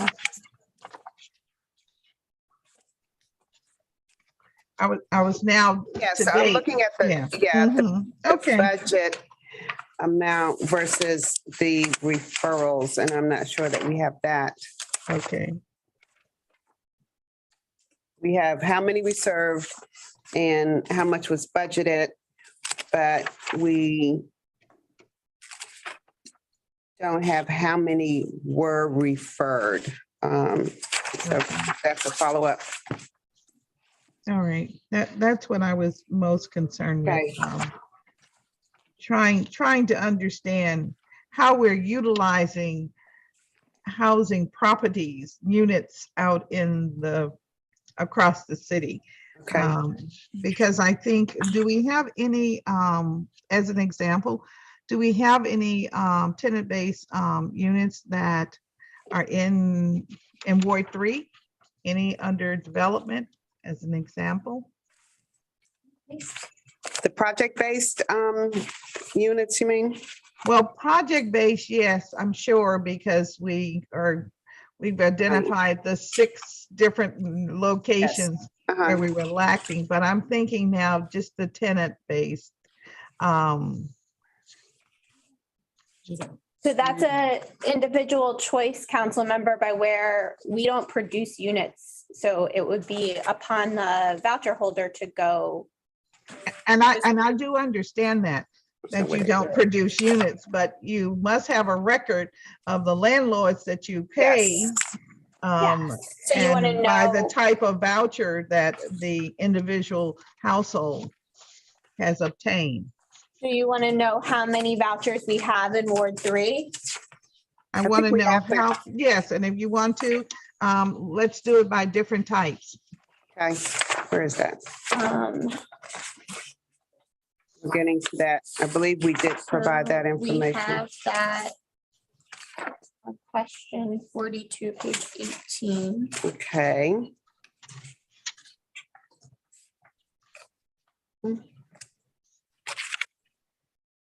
So we did provide the information. I think if this is what you're asking, we have that on question 42, the number of by ward, the mod rehab, project-based and tenant-based for each ward, For each app.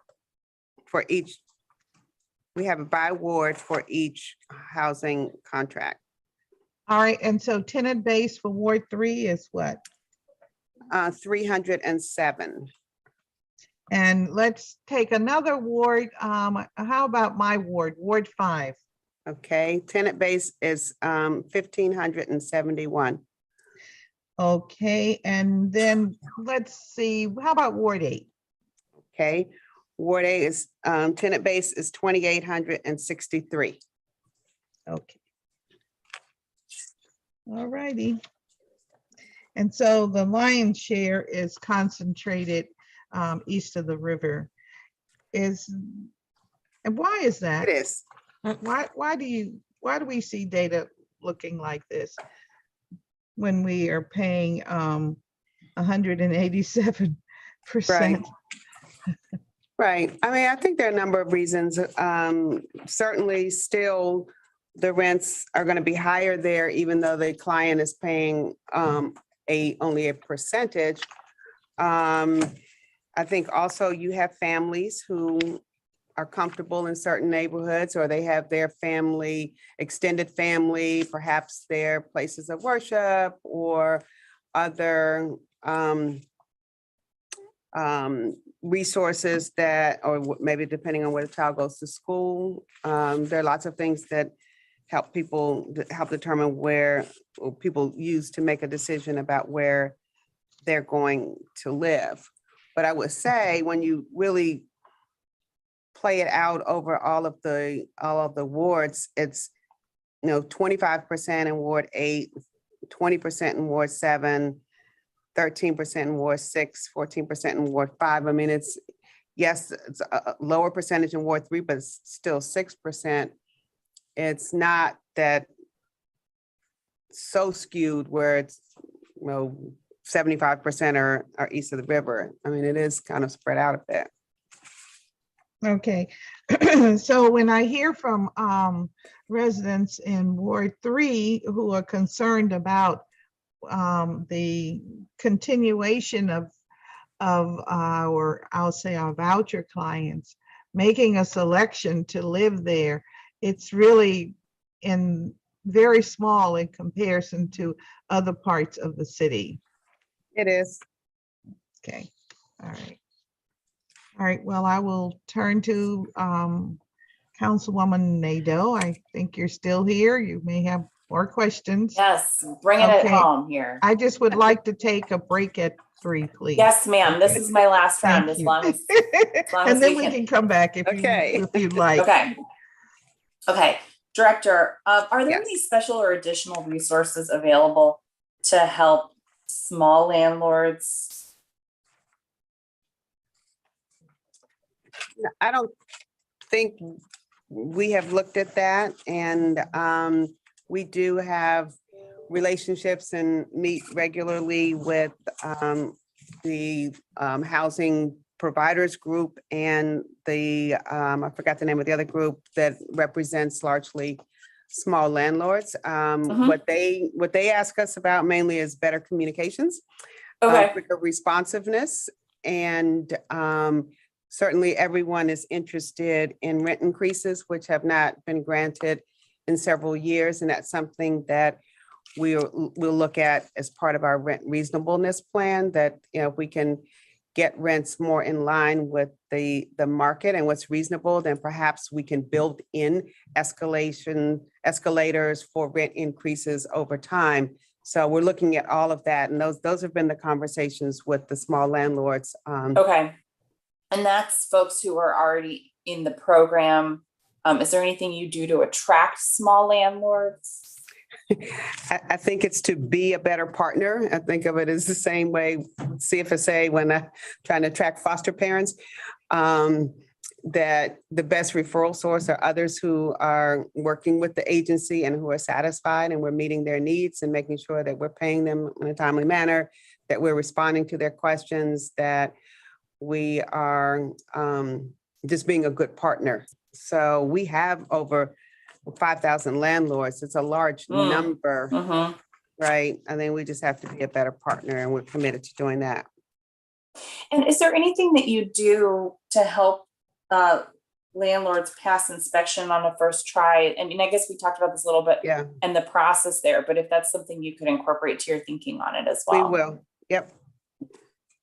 Okay, the Family Unification Program voucher utilization rate is currently at 79%, with 85 unused FUP vouchers currently available to families.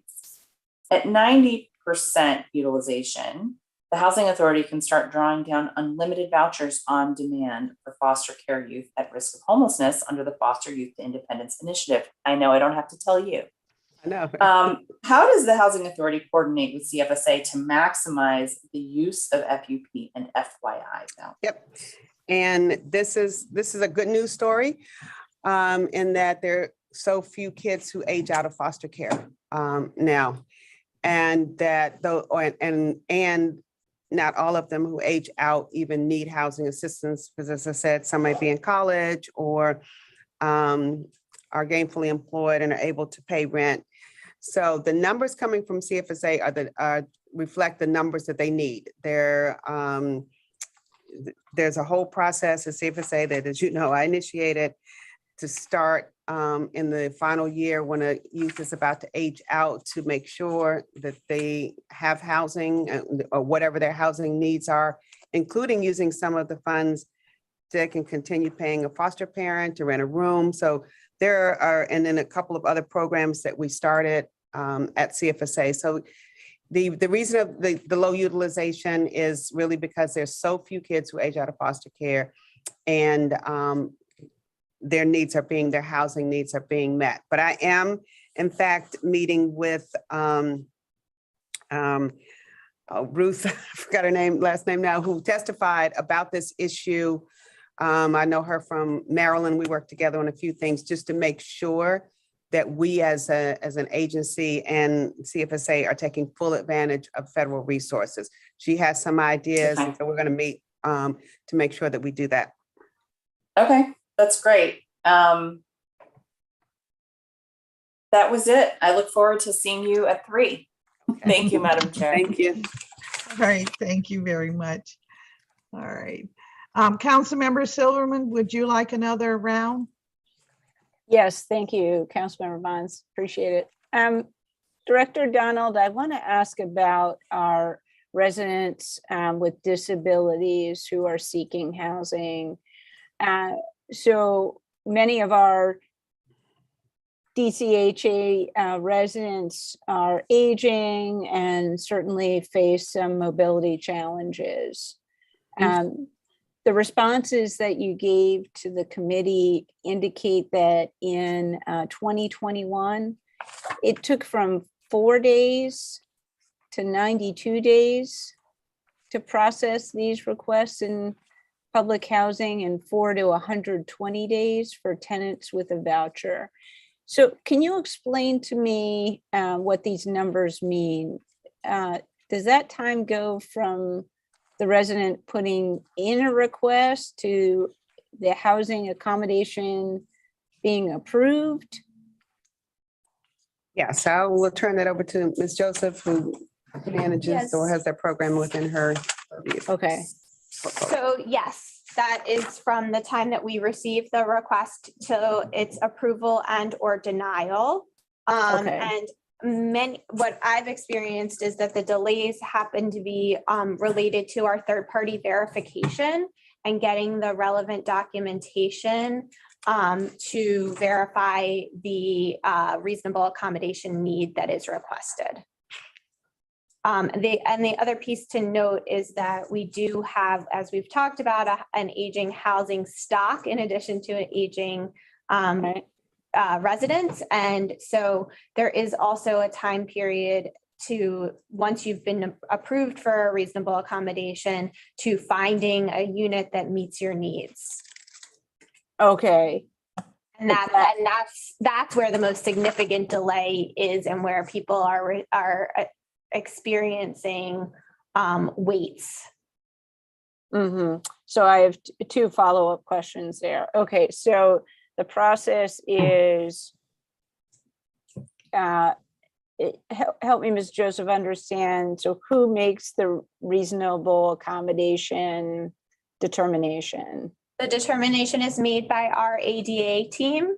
So we have a team internally who collects that information and any supporting documentation. And then they make a determination. And at this point, I sign off on the approval or denial letters. Okay, so if you are approved, then as you were saying, there is a question of whether that type of unit or that accommodation is available. Is that correct? Yes, absolutely. And so how often is it not available? So we currently have about 250 people on a reasonable accommodation or ADA wait list.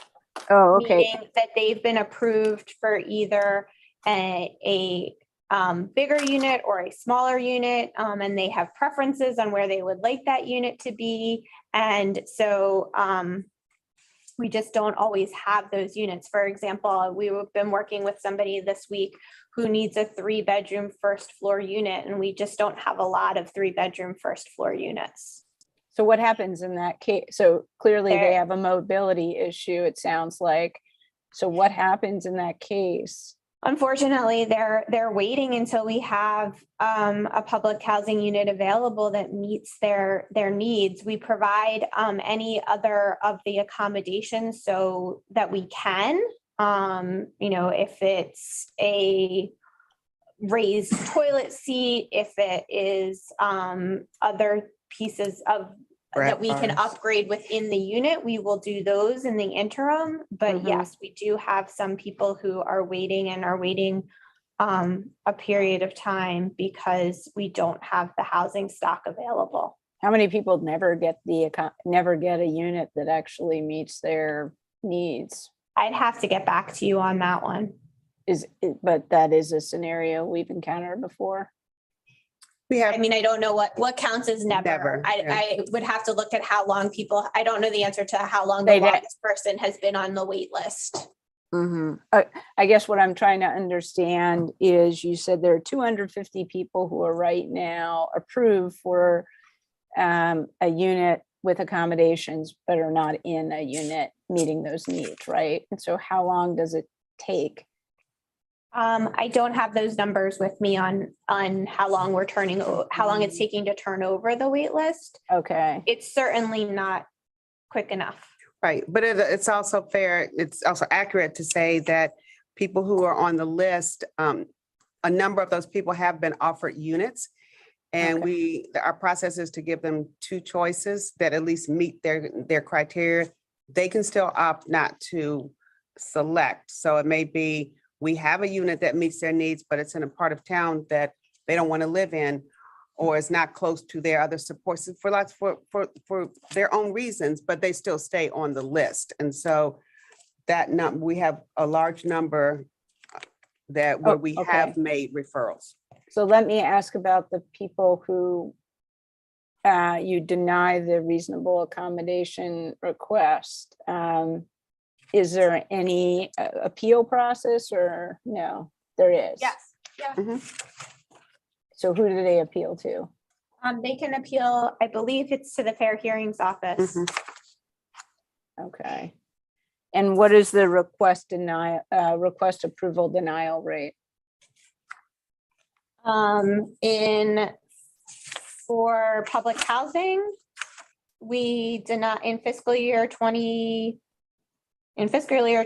we received 108 applications. We denied 5 and we approved 68. And I don't know I don't have the percentage on that from the top of my okay, head. so it's a pretty small denial rate, but there's Yeah, like it is a very 30, small. 35 people who were either not approved or denied, because that number doesn't add up to 100. Yep, so the data are in question 36 for public housing and question 37, but there are a number of reasons why they would either be administratively closed or withdrawn. Unfortunately, we've had a couple of residents who have died in the time period between when we've received their application and when they, and before we could approve or deny it. And then we have had a handful who have moved out of public housing, which. Okay.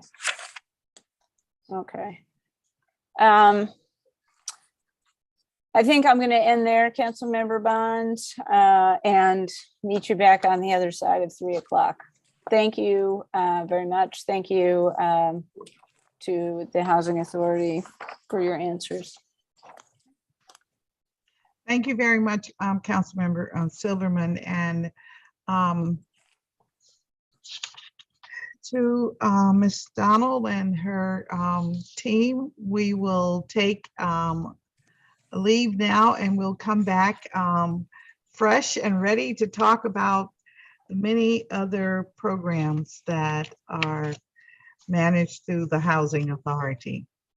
So with that, we will conclude this portion of our hearing. Thank you. Are we back at 3 o'clock? Yes. Yes, 3 o'clock. Thank you. Thank you.